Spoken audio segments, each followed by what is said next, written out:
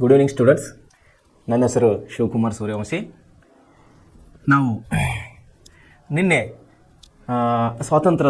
ಭಾರತ ಸ್ವಾತಂತ್ರ್ಯದ ಬಗ್ಗೆ ನಾವು ಅಭ್ಯಾಸ ಮಾಡ್ತಾ ಇದ್ದೇವೆ.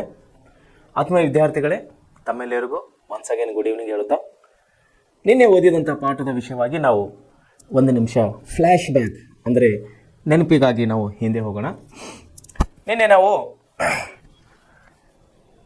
ಮಂದಗಾಮಿ ಮತ್ತು ತೀವ್ರಗಾಮಿಗಳು ಅನ್ನುವಂಥ ವಿಷಯ ಬಗ್ಗೆ ನಾವು ನಿನ್ನ ಅಭ್ಯಾಸ ಮಾಡಿದ್ದೇವೆ.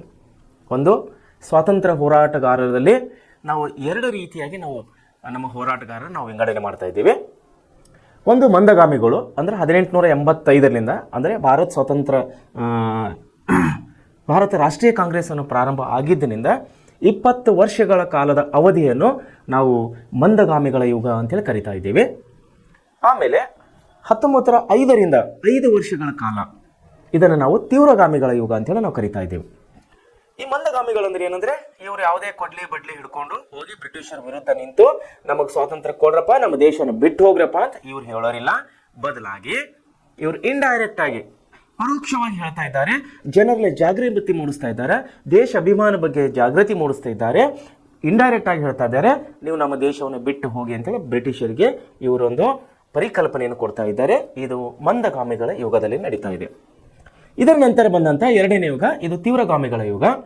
ಇವರು ಏನು ಮಾಡ್ತಾ ಇದ್ದಾರೆ, ಮಂದಗಾಮಿಗಳನ್ನು ಏನು ಕರಿತಾ ಇದ್ದಾರೆ, ಪ್ರಜಾಪ್ರಭುತ್ವದ ಭಿಕ್ಷುಕರು ಅಂತೇಳಿ ಕರಿತಾ ಇದ್ದಾರೆ, ಅಥವಾ ಸ್ವಾತಂತ್ರ್ಯದ ಭಿಕ್ಷುಕರು ಅಂತೇಳಿ ಕರಿತಾ ಇದ್ದಾರೆ. ಯಾಕಂದ್ರೆ ಇವರಿಗೇನು ಅರಿವಾಗಿದೆ, ತೀವ್ರಗಾಮಿಗಳಂದ್ರೆ ನಾವು ರಿಕ್ವೆಸ್ಟ್ಲಿಂದ ಮನವಿ ಮೂಲಕವಾಗಿ ಕೇಳಿದರೆ ಅವರು ನಮಗೆ ಸ್ವಾತಂತ್ರ್ಯ ಕೊಡೋದಿಲ್ಲ, ಅಥವಾ ನಮ್ಮ ಭಾರತ ದೇಶವನ್ನು ಬಿಟ್ಟು ಹೋಗೋದಿಲ್ಲ, ನಮ್ಮನ್ನು ಇದೇ ರೀತಿ ದಬ್ಬಾಳಿಕೆ ಮಾಡ್ತಾರೆ, ಗುಲಾಮಿಲಿಂದ ನಮ್ಮನ್ನು ಹೊರಗೆ ತೆಗೆಯೋದಿಲ್ಲ ಅನ್ನೋಂಥ ಪರಿಕಲ್ಪನೆಯಿಂದ ಇವರು ಏನು ಮಾಡ್ತಾ ಇದ್ದಾರೆ, ತೀವ್ರಗಾಮಿಗಳು ಅಂದರೆ 1905ರಿಂದ 1920ರವರೆಗೆ 15 ವರ್ಷಗಳ ಕಾಲ ಈ ಸ್ವತಂತ್ರ ಹೋರಾಟಗಾರರಲ್ಲಿ ಭಾಗವಹಿಸಿದಂಥ ನಾಯಕರು ಏನು ಹೇಳ್ತಾ ಇದ್ದಾರೆ, ಮಂದಗಾಮಿಗಳನ್ನು ಟೀಕಿಸ್ತಾ ಇದ್ದಾರೆ.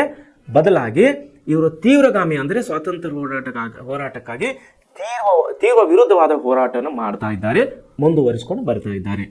ಈ ಎರಡು ಯುಗಗಳನ್ನು ನಾವು ಮೊನ್ನೆವರೆಗೆ ನೋಡಿದ್ದೀವಿ. ಈಗ ನಾವು 3ನೇ ಹಂತಕ್ಕೆ ಬರ್ತಾ ಇದ್ದೀವಿ. ಸ್ವಾತಂತ್ರ್ಯ ಹೋರಾಟದಲ್ಲಿ ಕ್ರಾಂತಿಕಾರಿಗಳ ಪಾತ್ರ. ಸ್ವಾತಂತ್ರ್ಯ ಹೋರಾಟದಲ್ಲಿ ಕ್ರಾಂತಿಕಾರಿಗಳ ಪಾತ್ರ ಅಂದರೆ 3ನೇ ಒಂದು ಭಾಗವನ್ನು ನಾವು ಇಲ್ಲಿ ನೋಡ್ತಾ ಇದ್ದೀವಿ. ಮೊದಲನೇ ಭಾಗ ಮಂದಗಾಮಿಗಳ ಯುಗ, ಎರಡನೇ ಭಾಗ ತೀವ್ರಗಾಮಿಗಳ ಯುಗ. ಮಂದಗಾಮಿಗಳ ಯುಗ 20 ವರ್ಷ, ತೀವ್ರಗಾಮಿಗಳ ಯುಗ 15 ವರ್ಷ. ಅಂದರೆ ಇಲ್ಲಿ 35 ವರ್ಷ ಕಳೆದು ಹೋಯಿತು ಭಾರತದ ರಾಷ್ಟ್ರೀಯ ಕಾಂಗ್ರೆಸ್ ಅನ್ನು ಪ್ರಾರಂಭ ಆಗಿದ್ದಿನಿಂದ. ಈಗ ನಾವು 3ನೇ ಹಂತಕ್ಕೆ ಬರ್ತಾ ಇದ್ದೀವಿ, ಕ್ರಾಂತಿಕಾರಿಗಳ ಪಾತ್ರ. ನೋಡ್ರಿ, ಭಾರತ ಸ್ವತಂತ್ರ ಸಂಗ್ರಾಮದಲ್ಲಿ ಅಥವಾ ಭಾರತದ ಸ್ವತಂತ್ರ ಹೋರಾಟದಲ್ಲಿ 3ನೇ ಹಂತಕ್ಕೆ ಬರ್ತಾ ಇದ್ದೀವಿ ನಾವು, ಕ್ರಾಂತಿಕಾರಿಗಳ ಪಾತ್ರ. ಯಾವ ರೀತಿ ಕ್ರಾಂತಿಕಾರಿಗಳಲ್ಲಿ ಪಾತ್ರವನ್ನು ವಹಿಸ್ತಾ ಇದ್ದಾರೆ ಅನ್ನೋದನ್ನು ನಾವು ನೋಡಬೇಕಾದ್ರೆ, ಕ್ರಾಂತಿಕಾರಿಗಳು ಪೂರ್ಣ ಸ್ವಾತಂತ್ರ್ಯದ ಕನಸನ್ನು ಕಂಡಿದ್ದರು. ನೋಡ್ರಿ, ಕ್ರಾಂತಿಕಾರಿಗಳು ಏನು ಮಾಡ್ತಾ ಇದ್ದಾರೆ, ಇಲ್ಲಿ ಪೂರ್ಣ ಪ್ರಮಾಣದ ಸ್ವಾತಂತ್ರ್ಯದ ಕನಸನ್ನು ಕಾಣ್ತಾ ಇದ್ದಾರೆ. ನಮಗೆ ಮಂದಗಾಮಿಗಳ ಥರ ಬೇಡ, ನಮಗೆ ತೀವ್ರವಾದಿಗಳ ಥರ ಬೇಡ, 100% ಪ್ರತಿಶತ 100ಕ್ಕೆ 100 ನಮಗೆ ಸ್ವಾತಂತ್ರ್ಯವನ್ನು ಬೇಕು ಅನ್ನುವ ವಿಷಯದಲ್ಲಿ ಇವರು ಕನಸನ್ನು ಕಾಣ್ತಾ ಇದ್ದಾರೆ. ಭಾರತೀಯರ ಮೇಲೆ ದಬ್ಬಾಳಿಕೆ ನಡೆಸುತ್ತಿದ್ದ ಬ್ರಿಟಿಷರನ್ನು ಹಿಂಸಾತ್ಮಕ ಮಾರ್ಗದಿಂದ ಮಾತ್ರ ಭಾರತದಿಂದ ಓಡಿಸಬಹುದೆಂದು ಇವರು ಬಲವಾಗಿ ನಂಬಿದರು. ನೋಡಿ, ಯಾವ ಗುಂಪು ಇದು? ಕ್ರಾಂತಿಕಾರಿಗಳ ಗುಂಪು. ಇವರು ಎಂಥವನ್ನು ನಂಬಿಕೆ ಇಟ್ಕೊಂಡಿದ್ದಾರೆ, ಇವರು ಹಿಂಸಾತ್ಮಕ ಮಾರ್ಗದಿಂದ ಮಾತ್ರ ನಾವು ಭಾರತ ದೇಶದಿಂದ ಬ್ರಿಟಿಷರನ್ನು ಓಡಿಸಬಹುದು. ಬದಲಾಗಿ ಇವರು ಬ್ರಿಟಿಷರು ಯಾವುದೇ ಮನವಿ ಪತ್ರ, ಯಾವುದೇ ಒಂದು ರಿಕ್ವೆಸ್ಟ್ಲಿಂದ ದೇಶವನ್ನು ಬಿಟ್ಟು ಹೋಗುವವರು ಇಲ್ಲ ಅನ್ನುವ ಒಂದು ತೀರ್ಮಾನಕ್ಕೆ ಇವರು ಬರ್ತಾ ಇದ್ದಾರೆ, ಕ್ರಾಂತಿಕಾರಿಗಳು. ಇವರುಗಳು ರಹಸ್ಯ ಸಂಘಗಳ ಮೂಲಕ, ನೋಡ್ರಿ ಏನ್ ಮಾಡ್ತಾ ಇದ್ದಾರೆ ಇಲ್ಲಿ ಕ್ರಾಂತಿಕಾರಿಗಳು, ರಹಸ್ಯ ಸಂಘಗಳ ಮೂಲಕ. ರಹಸ್ಯ ಸಂಘಗಳಂದ್ರ ತನ್ನ ಪ್ಲಾನವನ್ನು ಇನ್ನೊಬ್ಬರಿಗೆ ಗೊತ್ತಾಗದ ಹಾಗೆ ರಹಸ್ಯವಾಗಿ, ನಿಗೂಢವಾಗಿ ಏನ್ ಮಾಡ್ತಾ ಇದ್ದಾರೆ, ರಹಸ್ಯ ಸಂಘಗಳ ಮೂಲಕ ಭಾರತದಲ್ಲಿ ಮತ್ತು ವಿದೇಶಗಳಲ್ಲಿ, ಕೇವಲ ಭಾರತದಲ್ಲಿ ಅಲ್ಲ ವಿದೇಶದಲ್ಲಿಯೂ ಕೂಡ ತಮ್ಮ ಶಾಖೆಗಳನ್ನು ಸ್ಥಾಪಿಸಿ ಹಣಕಾಸು ಶಸ್ತ್ರಾಸ್ತ್ರಗಳನ್ನು ಸಂಗ್ರಹಿಸುವ ಕಾರ್ಯದೊಂದಿಗೆ ಕ್ರಾಂತಿಕಾರಿಗಳಿಗೆ ತರಬೇತಿ ನೀಡುವಲ್ಲಿ ನಿರತರಾಗಿದ್ದಾರೆ. ಯಾರು? ಕ್ರಾಂತಿಕಾರಿಗಳ ಗುಂಪು. ಒಂದು ಮಂದಗಾಮಿಗಳ ಗುಂಪು ರಿಕ್ವೆಸ್ಟ್ನಿಂದ ಕೇಳ್ತಾ ಇದ್ದಾರೆ, ಭಾರತವನ್ನು ಬಿಟ್ಟು ಹೋಗ್ರಪ್ಪ, ನಮ್ಗೆ ಸ್ವಾತಂತ್ರ್ಯ ಕೊಡ್ರಿ ಅಂತ ಕೇಳ್ತಾ ಇದ್ದಾರೆ. ಎರಡನೇ ತೀವ್ರಗಾಮಿಗಳು ಬಂದರು, ಕೊಡ್ಲಿ ಬಡ್ಲಿಗೆ ಹಿಡ್ಕೊಂಡು ಹೋಗಿ ಅವ್ರಿಗೆ ಸ್ವಾತಂತ್ರ್ಯ ತಗೋಬೇಕಂತ ಅವರು ಒಪ್ತಾ ಇದ್ದಾರೆ. ಸ್ವಾತಂತ್ರ್ಯದ ಭಿಕ್ಷುಕರು ಅಂತ ಹೇಳಿ ಮಂದಗಾಮಿಗಳನ್ನು ಕರೀತಾ ಇದ್ದಾರೆ. ಇದು ಮೂರನೇ ಗುಂಪು, ಕ್ರಾಂತಿಕಾರಿಗಳ ಗುಂಪು.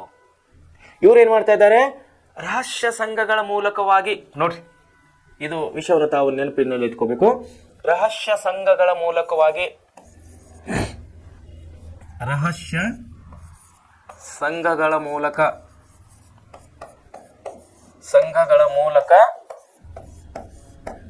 ಇವ್ರೇನ್ ಮಾಡ್ತಾ ಇದ್ದಾರೆ, ಇವರು ಭಾರತದಲ್ಲಿ ಅಲ್ಲ ವಿದೇಶದಲ್ಲಿಯೂ ಕೂಡ ಏನ್ ಮಾಡ್ತಾ ಇದ್ದಾರೆ, ಇವರು ತಮ್ಮ ಶಾಖೆಗಳನ್ನು ಪ್ರಾರಂಭ ಮಾಡ್ತಾ ಇದ್ದಾರೆ.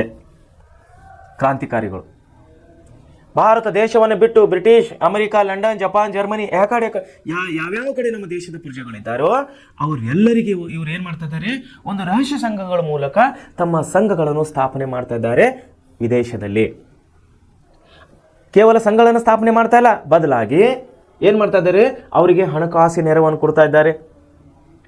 ಶಸ್ತ್ರಾಸ್ತ್ರಗಳನ್ನು ಅಂದರೆ ಬಂದೂಕು, ತಲವಾರು, ಚೂರಿ, ಬರ್ಚಿ, ದೇಶವನ್ನು ಯುದ್ಧ ಮಾಡಲಿಕ್ಕೆ ಅಥವಾ ಬ್ರಿಟಿಷರನ್ನು ಓಡಿಸಲಿಕ್ಕೆ ಯಾವ್ಯಾವ ಆಯುಧಗಳನ್ನು ಬೇಕೋ ಅದನ್ನೆಲ್ಲ ಏನು ಮಾಡ್ತಾ ಇದ್ದರು, ಸಂಗ್ರಹಿಸುವ ಕೆಲಸದಲ್ಲಿ ತೊಡಗಿದ್ದಾರೆ ಕ್ರಾಂತಿಕಾರಿಗಳ ಗುಂಪು. ಕ್ರಾಂತಿಕಾರಿಗಳಿಗೆ ತರಬೇತಿ ನೀಡುವಲ್ಲಿ ನಿರತರಾಗಿದ್ದಾರೆ ಇವರು. ಯಾರ್ಯಾರು ಕ್ರಾಂತಿ ಸಂಘದಲ್ಲಿ ಭಾಗವಹಿಸ್ಲಕ್ಕೆ ಬರ್ತಾರೋ, ಯಾರ್ಯಾರು ಸದಸ್ಯರಾಗಕ್ಕೆ ಇಷ್ಟಪಡ್ತಾ ಇದ್ದಾರೋ ಅವರೆಲ್ಲರಿಗೆ ಇವರು ಯುದ್ಧ ಮಾಡುವಂತಹ ಶಸ್ತ್ರಾಸ್ತ್ರಗಳನ್ನು ಬಳಸುವಂತಹ ಒಂದು ತರಬೇತಿಗಳನ್ನು ಕೊಡ್ತಾ ಇದ್ದಾರೆ. ಅನುಶೀಲನ ಸಮಿತಿ, ನೋಡ್ರಿ ಏನ್ ಮಾಡ್ತಾ ಇದ್ದಾರೆ ಇವರು, ಅನುಶೀಲನ ಸಮಿತಿ ಮತ್ತು ಅಭಿನವ ಭಾರತ. ಅನುಶೀಲನ ಸಮಿತಿ ಮತ್ತು ಅಭಿನವ ಭಾರತ ಇಂತಹ ರಹಸ್ಯ ಸಂಘಟನೆಗಳನ್ನು ಮುಖ್ಯವಾದವು.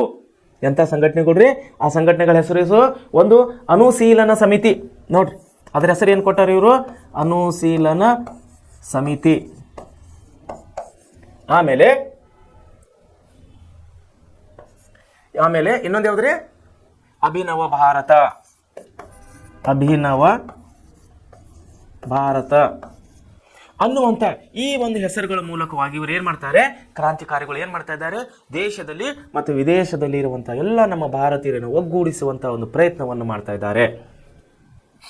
ಅದು ಹೇಗೆ ಮಾಡ್ತಾ ಇದ್ದಾರೆ, ರಹಸ್ಯವಾಗಿ ಮಾಡ್ತಾ ಇದ್ದಾರೆ. ಇವರು ತಮ್ಮ ಗುರಿ ಮತ್ತು ಸಾಧನೆಗಾಗಿ, ನೋಡ್ರಿ ತಮ್ಮ ಗುರಿ ಮತ್ತು ಸಾಧನೆಗಾಗಿ ಬಾಂಬುಗಳು ಮತ್ತು ಬಂದೂಕುಗಳ ಪ್ರಯೋಗವನ್ನು ಮಾಡ್ತಾ ಇದ್ದಾರೆ. ನೋಡ್ರಿ ಮುಂಚೆ ಹೇಳಿದ್ದಾರೆ ಅವ್ರು ಏನ್ ಹೇಳಿದ್ದಾರೆ, ಇವರು ಹಣಕಾಸು ಮತ್ತು ಶಸ್ತ್ರಾಸ್ತ್ರಗಳನ್ನು ಕಾರ್ಯದೊಂದಿಗೆ ಕ್ರಾಂತಿಕಾರಿಗಳು ತರಬೇತಿ ಕೊಡ್ತಾ ಇದ್ದಾರೆ. ಶಸ್ತ್ರಾಸ್ತ್ರಗಳು ಬ್ರಿಟಿಷರಿಗೆ ಓಡೋಲಕ್ಕೆ ನಮ್ಮ ಸಾಂಪ್ರದಾಯಿಕ ಶಸ್ತ್ರಾಸ್ತ್ರಗಳು, ನಮ್ಮ ಸಾಂಪ್ರದಾಯಿಕ ಆಯುಧಗಳಿಂದ ದೇಶವನ್ನು ಬಿಟ್ಟು ಹೋಗೋದಿಲ್ಲ ಬ್ರಿಟಿಷರು. ಈ ವಿಷಯವನ್ನು ಇವರಿಗೆ ಗೊತ್ತಾಗಿತ್ತು, ಯಾರಿಗೆ, ಕ್ರಾಂತಿಕಾರಿಗಳಿಗೆ. ಸೊ ಅದಕ್ಕೆ ಇವ್ರು ಏನ್ ಮಾಡಿದ್ರು, ಸುಸಜ್ಜಿತವಾದಂತಹ ಶಸ್ತ್ರಾಸ್ತ್ರಗಳನ್ನು ಇವರು ಪೂರೈಕೆ ಮಾಡ್ತಾ ಇದ್ದಾರೆ ತಮ್ಮ ಗುಂಪಿನ ಸದಸ್ಯರಿಗೆ. ಎಂತ ಶಸ್ತ್ರಾಸ್ತ್ರಗಳು ಕೊಡ್ತಾ ಇದ್ದಾರೆ, ಬಾಂಬುಗಳು ಮತ್ತು ಬಂದೂಕುಗಳು. ನೋಡಿ ಬಾಂಬುಗಳು ಮತ್ತು ಬಂದೂಕುಗಳ ಪ್ರಯೋಗ ಮಾಡಿದರು. ಸರ್ಕಾರವು ಇವರನ್ನು ಹತ್ತಿಕ್ಕುವ ಸರ್ವ ಪ್ರಯತ್ನವನ್ನು ಮಾಡ್ತಾ ಇದೆ. ಯಾವ ಸರ್ಕಾರ, ಬ್ರಿಟಿಷ್ ಸರ್ಕಾರ. ಕ್ರಾಂತಿಕಾರಿಗಳ ಈ ರಹಸ್ಯ ಸಭೆಗಳು, ರಹಸ್ಯ ತರಬೇತಿಗಳು, ರಹಸ್ಯ ಒಕ್ಕೂಟುವಿಕೆ, ರಹಸ್ಯವಾದ ಒಂದು ಯೂನಿಟಿ, ಒಂದು ಒಕ್ಕಟ್ಟನ್ನು ಏನು ಇವರು ಮಾಡ್ತಾ ಇದ್ದಾರೆ, ಕ್ರಾಂತಿಕಾರಿಗಳ ಸಂಘ, ಕ್ರಾಂತಿಕಾರಿಗಳ ಗುಂಪು. ಸರ್ಕಾರ ಏನ್ ಮಾಡ್ತಾ ಇದೆ, ಇಲ್ಲಿ ಬ್ರಿಟಿಷ್ ಸರ್ಕಾರ ಇವರನ್ನು ಹತ್ತಿಕ್ಕುವಂತಹ ಒಂದು ಪ್ರಯತ್ನವನ್ನು ಮಾಡ್ತಾ ಇದ್ದಾರೆ. ಇವರನ್ನು ಮೂಲೆ ಗುಂಪು ಮಾಡುವಂತಹ ಒಂದು ಪ್ರಯತ್ನ ಮಾಡ್ತಾ ಇದ್ದಾರೆ. ಏನ್ ಮಾಡ್ತಿರೋದು, ಮೊದಲನೇ ಮಂದಗಾಮಿಗಳು ಕೂಡ ಹತ್ತಿಕ್ಕಿದ್ರು, ಎರಡನೇ ಗುಂಪಿನ ತೀವ್ರಗಾಮಿ ಕೂಡ ಹತ್ತಿಕ್ಕಿದ್ರು, ಗಲ್ಲಿಗೇರಿಸಿದ್ರು ಅಲ್ಲಿನ ನಾಯಕರಿಗೆ. ಈಗ ಮೂರನೇ ಒಂದು ಗುಂಪು ಕ್ರಾಂತಿಕಾರಿಗಳ ಗುಂಪು. ಈ ಕ್ರಾಂತಿಕಾರಿಗಳ ಚಟುವಟಿಕೆಗಳು, ಇವರ ಒಂದು ತರಬೇತಿ ಆಯುಧಗಳು, ಇವರ ಒಂದು ಪ್ಲಾನ್ಸ್, ಇವರ ಒಂದು ಯೋಜನೆಗಳನ್ನು ಹತ್ತಿಕ್ಕುವಂತಹ ಪ್ರಯತ್ನ ಬ್ರಿಟಿಷ್ ಸರ್ಕಾರ ಇಲ್ಲಿ ಮಾಡ್ತಾ ಇದೆ. ನೋಡಿ ಏನ್ ಮಾಡ್ತಾ ಇದೆ ಸರ್ಕಾರವು, ಇವರನ್ನು ಹತ್ತಿಕ್ಕುವ ಸರ್ವ ಪ್ರಯತ್ನವನ್ನು ಎಲ್ಲಾ ರೀತಿಯಲ್ಲಿ ಪ್ರಯತ್ನವನ್ನು ಮಾಡ್ತಾ ಇದೆ. ಕೇವಲ ಒಂದೇ ರೀತಿಯಲ್ಲಿ ಪ್ರಯತ್ನ ಮಾಡ್ತಾ ಇಲ್ಲ, ಹಂಗೆ ಮಾಡ್ಬೇಡ್ರಪ್ಪ, ನಿಮ್ಗೆ ನಾವು ಸ್ವತಂತ್ರ ಕೊಡೋದಿಲ್ಲ, ಈ ರೀತಿಯೆಲ್ಲ ನೀವು ವಿಫಲ ಪ್ರಯತ್ನಗಳು ಮಾಡಬೇಡ್ರಿ ಅಂತ ಹೇಳ್ತಾ ಇಲ್ಲ. ಅವರು ಸರ್ವ ರೀತಿಯಲ್ಲಿ, ಅಂದ್ರೆ ಫ್ರಂಟ್ ಅಂಡ್ ಬ್ಯಾಕ್ ಅಂತ ನಾವು ಕರಿತೀವಿ, ಅಂದ್ರೆ ನೇರವಾಗಿ ಮತ್ತು ಅನೇರವಾಗಿ ಮುಂದುಗಡೆ ನಿಂತು ಏನ್ ಮಾಡ್ಬೇಕು ಅದು ಮಾಡ್ತಾ ಇದ್ದಾರೆ, ಮತ್ತು ಹಿಂದೆಗಡೆ ಬೆನ್ನಿಗೆ ಯಾವ ರೀತಿ ಚೂರಿ ಹಾಕಬೇಕು ಅಂತಹ ಒಂದು ಪ್ರಯತ್ನಗಳ ಬ್ರಿಟಿಷರು ಮಾಡ್ತಾ ಇದ್ದಾರೆ. ಅದನ್ನ ನಾವು ಸರ್ವ ರೀತಿಯ ಪ್ರಯತ್ನಗಳಂತ ಕರಿತೀವಿ. ಮುಂದೆ ನೋಡ್ರಿ, ಸರ್ವ ರೀತಿ ಪ್ರಯತ್ನವನ್ನು ಮಾಡ್ತಾ ಇದ್ದಾರೆ. ಕ್ರಾಂತಿಕಾರಿಗಳನ್ನು ಕೊಲೆ ಸಂಚಿನ ಆರೋಪದ ಮೇಲೆ ಬಂಧಿಸಿ ಅವರುಗಳನ್ನು ತಪ್ಪಿಸ್ತರನ್ನಾಗಿ ಗುರುತಿಸಿ ಜೀವಾವಧಿ ಶಿಕ್ಷೆಯನ್ನು ವಿಧಿಸ್ತಾ ಇದ್ದಾರೆ. ಯಾರ್ರೀ, ಬ್ರಿಟಿಷರು. ಏನು ಮಾಡ್ತಾರೆ, ಕ್ರಾಂತಿಕಾರಿಗಳ ಒಂದು ಕ್ರಾಂತಿ ಸಂಘಗಳನ್ನು ಹತ್ತಿಕ್ಕುವಂತಹ ಪ್ರಯತ್ನದಲ್ಲಿ ಏನು ಮಾಡ್ತಾ ಇದ್ದಾರೆ, ಅವರ ಮೇಲೆ ಕೊಲೆ ಮತ್ತು ಸಂಚಿನ ಆರೋಪಗಳನ್ನು ಹೊರಿಸಿ, ಕೊಲೆ ಆರೋಪಿನ ಸಂಚನ್ನು ಹೊರಿಸಿ ಏನು ಮಾಡ್ತಾ ಇದ್ದಾರೆ, ಅವರಿಗೆ ಬಂಧಿಸಿ ಅವರನ್ನು ನ್ಯಾಯಾಂಗ ನಿಂದನೆ ಅಥವಾ ನ್ಯಾಯಾಂಗ ಬಂಧನವನ್ನು ಕೊಟ್ಟು ಅವರನ್ನು ಏನು ಮಾಡ್ತಾ ಇದ್ದಾರೆ, ಇವರು ಜೀವಾವಧಿ ಶಿಕ್ಷೆ ಕೊಡ್ತಾ ಇದ್ದಾರೆ. ಜೀವಾವಧಿ ಅಂದರೆ ಬದುಕಿರುವವರೆಗೆ ಅವರು ಜೈಲಿನಲ್ಲಿಯೇ ಇರಬೇಕು. ಉದಾಹರಣೆಗಾಗಿ ಬಹಳಷ್ಟು ಜೈಲುಗಳನ್ನು ಬ್ರಿಟಿಷರು ದೇಶದಲ್ಲಿ ಕಟ್ಟಿದ್ದಾರೆ. ಕಾಲಾಪಾನಿ ಜೈಲ್ ಅಂತೇಳಿ ಉತ್ತರ ಭಾರತದಲ್ಲಿದೆ, ಪರಪ್ಪನ ಅಗ್ರಹಾರ ಬೆಂಗಳೂರಿನಲ್ಲಿದೆ. ಇದೇ ನಮ್ಮ ಧಾರವಾಡ ಪಕ್ಕ ಬೆಳಗಾವಿ ಪಕ್ಕದಲ್ಲಿ ಹಿಂಡಲ್ಗಾ ಜೈಲ್, ತಾವು ಹೆಸರು ಕೇಳಿರ್ಬೋದು. ಇದು ಕೂಡ ಬ್ರಿಟಿಷರ ಕಾಲದಲ್ಲಿ ಕಟ್ಟಲಾದಂಥ ಒಂದು ಸುಸಜ್ಜಿತವಾದಂಥ ಜೈಲು. ಯಾರ್ಯಾರು ದಂಗೆಕೋರರು, ನಮ್ಮ ಇವರೇನಿರ್ತಾರಲ್ಲ, ಯಾರು ಹೋರಾಟಗಾರರು, ಎಲ್ಲರನ್ನು ಒಯ್ದು ದೊಡ್ಡದಾದಂಥ ಜೈಲುಗಳನ್ನು ಬಂಧಿಸಿ ಜೀವಾವಧಿ ಶಿಕ್ಷೆಗೆ ಗುರಿಪಡಿಸ್ತಾ ಇದ್ದವರು ಬ್ರಿಟಿಷರು. ಮುಂದೆ ನೋಡ್ರಿ, ಈ ಸಂದರ್ಭದಲ್ಲಿ ಅನೇಕರನ್ನು ಗಲ್ಲಿಗೆ ಇರಿಸಲಾಯಿತು. ಏನು ಮಾಡ್ತಾ ಇದ್ರು ಅವರು? ಸುಮ್ಮನೆ ಕೊಡ್ತಾ ಇದ್ದಲ್ಲ ಅಷ್ಟಕ್ಕೆ, ಜೀವಾವಧಿ ಶಿಕ್ಷೆ ಕೊಟ್ಟು ಸುಮ್ಮನೆ ಕೊಡ್ತಾ ಇಲ್ಲ, ಬದಲಾಗಿ ಅವರಿಗೆ ಗಲ್ಲಿಗೆ ಏರಿಸುವಂತಹ ಕೆಲಸವನ್ನು ಮಾಡ್ತಾ ಇದ್ದಾರೆ ಬ್ರಿಟಿಷರು. ವಿ ಡಿ ಸಾವರ್ಕರ್ ನೋಡಿ, ಅದರಲ್ಲಿ ಯಾರ್ಯಾರು ವಿಶೇಷವಾಗಿ? V D Savarkar, V D Savarkar, V D Savarkar, Aurobindo Ghosh, Aurobindo Ghosh, Shyamji Krishnavarma,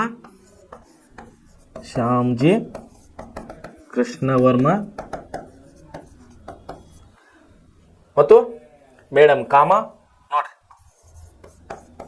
madam Cama, ಖದೀಮ್ Ram Bose, ಮತ್ತೆ ರಾಮ್ ಪ್ರಸಾದ್ ಬಿಸ್ಮಿಲ್, ಭಗತ್ ಸಿಂಗ್,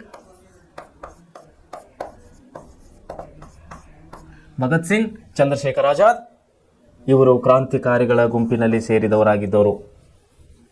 ಯಾರ್ಯಾರು?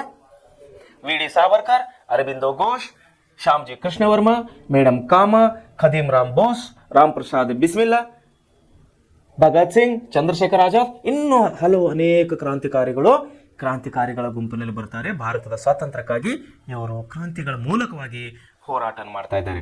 ಇದರಲ್ಲಿ ಏನಾಗ್ತಾ ಇದ್ದಾರೆ, ಬಹಳಷ್ಟು ಜನರು ಏನು ಮಾಡ್ತಾ ಇದ್ದಾರೆ, ಬ್ರಿಟಿಷರು ಏನು ಮಾಡ್ತಾ ಇದ್ದಾರೆ, ಇವರನ್ನು ಕೊಲೆ ಸಂಚಿನ ಆರೋಪದಲ್ಲಿ ಕೊಲೆಯ ಒಂದು ಆರೋಪವನ್ನು ಹೊರಿಸಿ ಇವರನ್ನು ಜೈಲಿಗೆ ಅಟ್ಟಿಸಿ ಜೀವಾವಧಿ ಶಿಕ್ಷೆ ಹಾಗೂ ಕೆಲವರನ್ನು ಗಲ್ಲಿಗೆ ಏರಿಸುವಂಥ ಕೆಲಸ ಮಾಡ್ತಾ ಇದ್ದಾರೆ. ಅಲ್ಲಿ ನೀವು ಇದನ್ನು ಕೊಡದಿರಲಿ, ಅರವಿಂದ ಘೋಷರು ವರ್ತಮಾನ ರಣನೀತಿ ಎಂಬ ಪುಸ್ತಕವನ್ನು ಪ್ರಕಟಿಸಿ ಅದರಲ್ಲಿ ಸೇನಾ ತರಬೇತಿ ಮತ್ತು ಯುದ್ಧ ಕೌಶಲವನ್ನು ಪ್ರಸ್ತಾಪಿಸಿದರು. ಬರೀಂದರ್ ಕುಮಾರ್ ಘೋಷ್ ಅವರು ಯುಗಾಂತರ ಎಂಬ ನಿಯತಕಾಲಿಕ ಪತ್ರಿಕೆಯನ್ನು ಪ್ರಾರಂಭಿಸಿ ಇದೇ ಭಾವನೆಯೊಂದಿಗೆ ಪ್ರಕಟ ಮಾಡ್ತಾ ಇದ್ದಾರೆ ಕ್ರಾಂತಿಕಾರಿಗಳು. ಆಮೇಲೆ ಮುಂದೆ ನೋಡ್ರಿ, ಭಾರತದ ಈಶಾನ್ಯ ಭಾಗದಲ್ಲಿ ಏನಾಗ್ತದೆ, ಜಾದೋನಾಂಗ್ ಎಂಬುವರು ನಾಗಾ ಬುಡಕಟ್ಟಿನ ತರುಣ ಯೋಧ ಪಡೆಯೊಂದನ್ನು ಗೈಡನ್ ಲೂ ಎಂಬುವರು ಯುವತಿಯರ ಪಡೆಯನ್ನು ಕಟ್ಟಿ ಬ್ರಿಟಿಷರ ವಿರುದ್ಧ ಹೋರಾಡಿದರು. ಯಾರ್ಯಾರು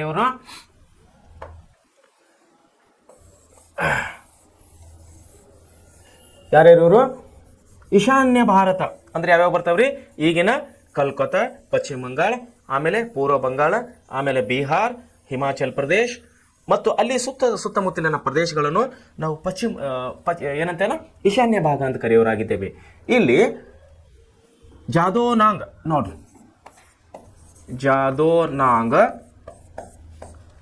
ಜಾದೋನಾಂಗ್ ಎಂಬುವರು ಏನ್ ಮಾಡ್ತಾ ಇದ್ದಾರೆ, ಇಲ್ಲಿ ನಾಗಾ ಬುಡಕಟ್ಟಿನ ತರುಣ ಯೋಧ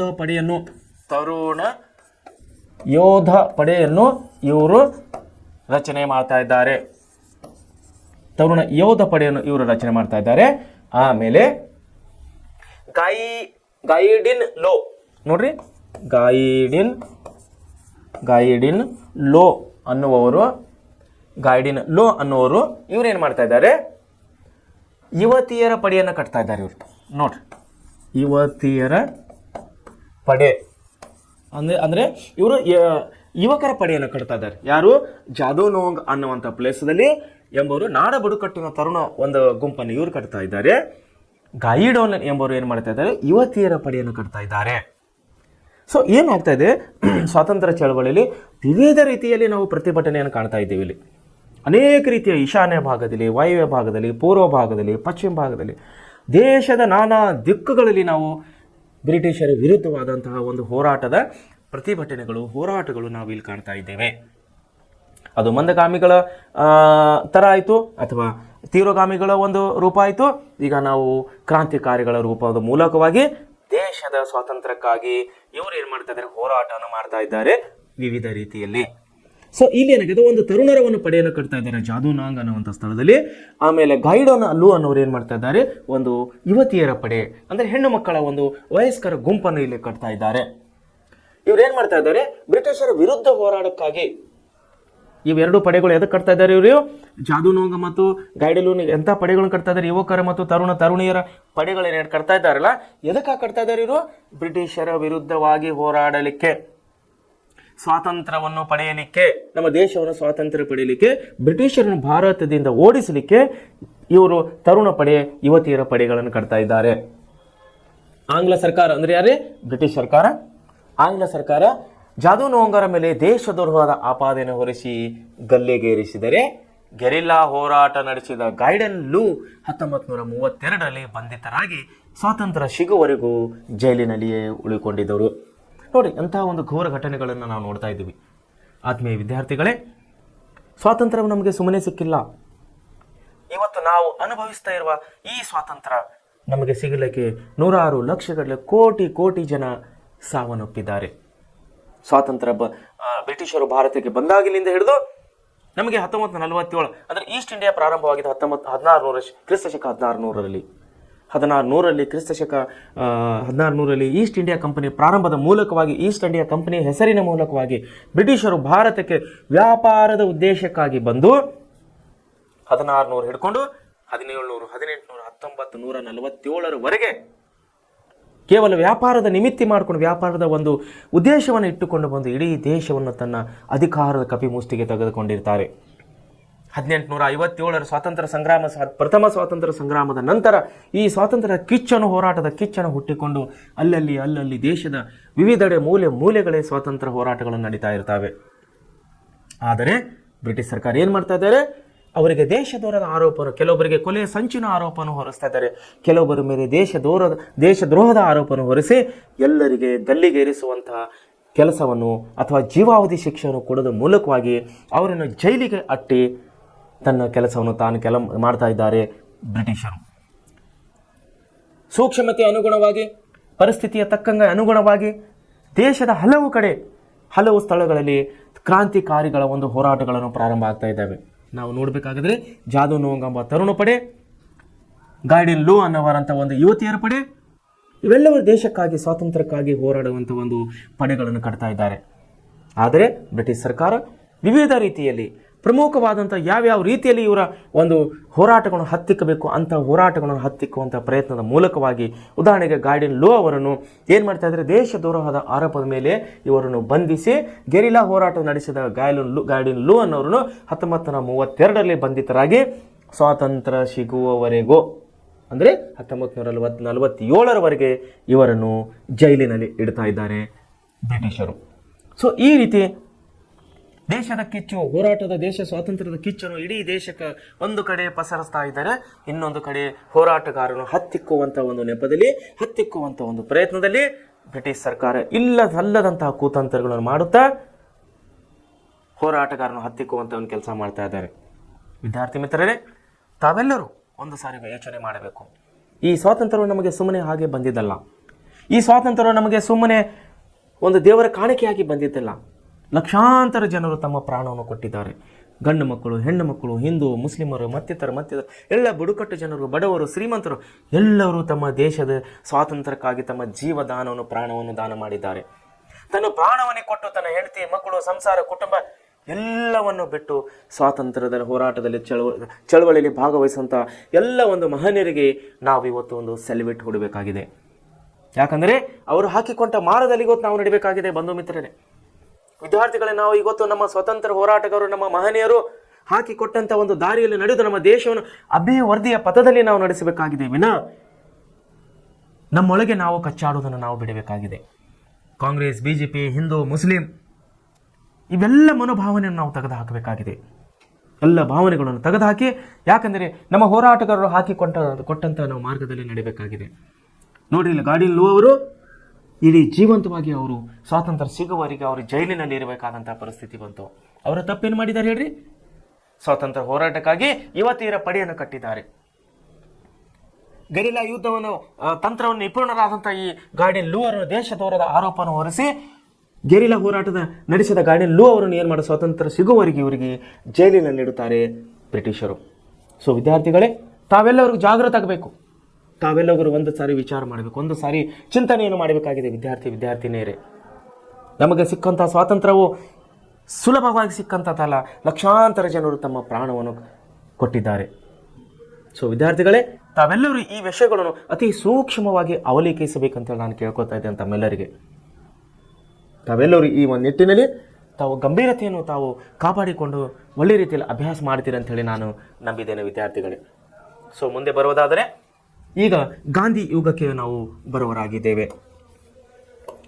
ವಿದ್ಯಾರ್ಥಿಗಳೇ, ನಾವು ಹಲವು ಈ ಸ್ವಾತಂತ್ರ್ಯ ಪಡೆಯುವುದರಲ್ಲಿ ನಾವು ಹಲವು ಯುಗಗಳನ್ನು ಕಾಣ್ತಾ ಇದ್ದೇವೆ. ಸ್ವಾತಂತ್ರ್ಯ ಹೋರಾಟದಲ್ಲಿ ನಾವು ಮೊದಲನೇದಾಗಿ ಕಂಡಿದ್ದು ಮಂದಗಾಮಿಗಳ ಯುಗ, ಆಮೇಲೆ ತೀವ್ರಗಾಮಿಗಳ ಯುದ್ಧ, ಆಮೇಲೆ ಕ್ರಾಂತಿಕಾರರ ಯುಗ. ಈಗ ನಾವು ಬರ್ತಾ ಇದ್ದಿದ್ದು ಗಾಂಧಿ ಯುದ್ಧಕ್ಕಾಗಿ 1920ರಿಂದ 1947ರವರೆಗೆ, ಅಂದರೆ 20ರಿಂದ 47ರವರೆಗೆ, ಅಂದರೆ 27 ವರ್ಷಗಳ ಸುದೀರ್ಘ ಒಂದು ಹೋರಾಟ. 27 ವರ್ಷಗಳ ಒಂದು ಸುದೀರ್ಘ ಹೋರಾಟ, ಸ್ವಾತಂತ್ರ್ಯ ಚಳವಳಿಯಲ್ಲಿ ಭಾಗವಹಿಸುವ ನಮ್ಮ ಗಾಂಧೀಜಿಯವರ ಭಾಗವಹಿಸುವಂಥ ನಾವು ಸಮಯಕ್ಕೆ ಗಾಂಧಿ ಯುಗ ಅಂಥೇಳಿ ಕರೆಯೋರಾಗಿದ್ದೇವೆ. ಸೊ ಈ ಗಾಂಧಿ ಯುಗದಲ್ಲಿ ನಾವು ಹಲವು ಹೋರಾಟಗಳನ್ನು, ಹಲವು ಪರಿಣಾಮಕಾರಿಯಾದಂಥ ಹೋರಾಟಗಳನ್ನು ನಾವು ಕಾಣುವರಾಗಿದ್ದೇವೆ. ಸೊ ಅದ್ರ ಬಗ್ಗೆ ನಾವೀಗ ಡೀಟೇಲ್ ಆಗಿ ನೋಡಬೇಕಾದ್ರೆ ನೋಡ್ರಿ, ಮಹಾತ್ಮ ಗಾಂಧೀಜಿಯವರು ಇಂಗ್ಲೆಂಡಿನಲ್ಲಿ ಬ್ಯಾರಿಸ್ಟರ್ ಪದವಿ ಪಡೆದು ವಕೀಲಿ ವೃತ್ತಿಯನ್ನು ದಕ್ಷಿಣ ಆಫ್ರಿಕಾದಲ್ಲಿ ಆರಂಭಿಸಿದರು. ಯಾರೇ? ಗಾಂಧೀಜಿಯವರು. ಏನು ಮಾಡಿದ್ದಾರೆ ಇವರು? ಗಾಂಧೀಜಿಯವರು ಯಾವ ಕೋರ್ಸನ್ನು ಕಲ್ತಿದ್ದಾರೆ ಇವರು? ವಕೀಲಿ ವೃತ್ತಿಯನ್ನು. ನೋಡ್ರಿ,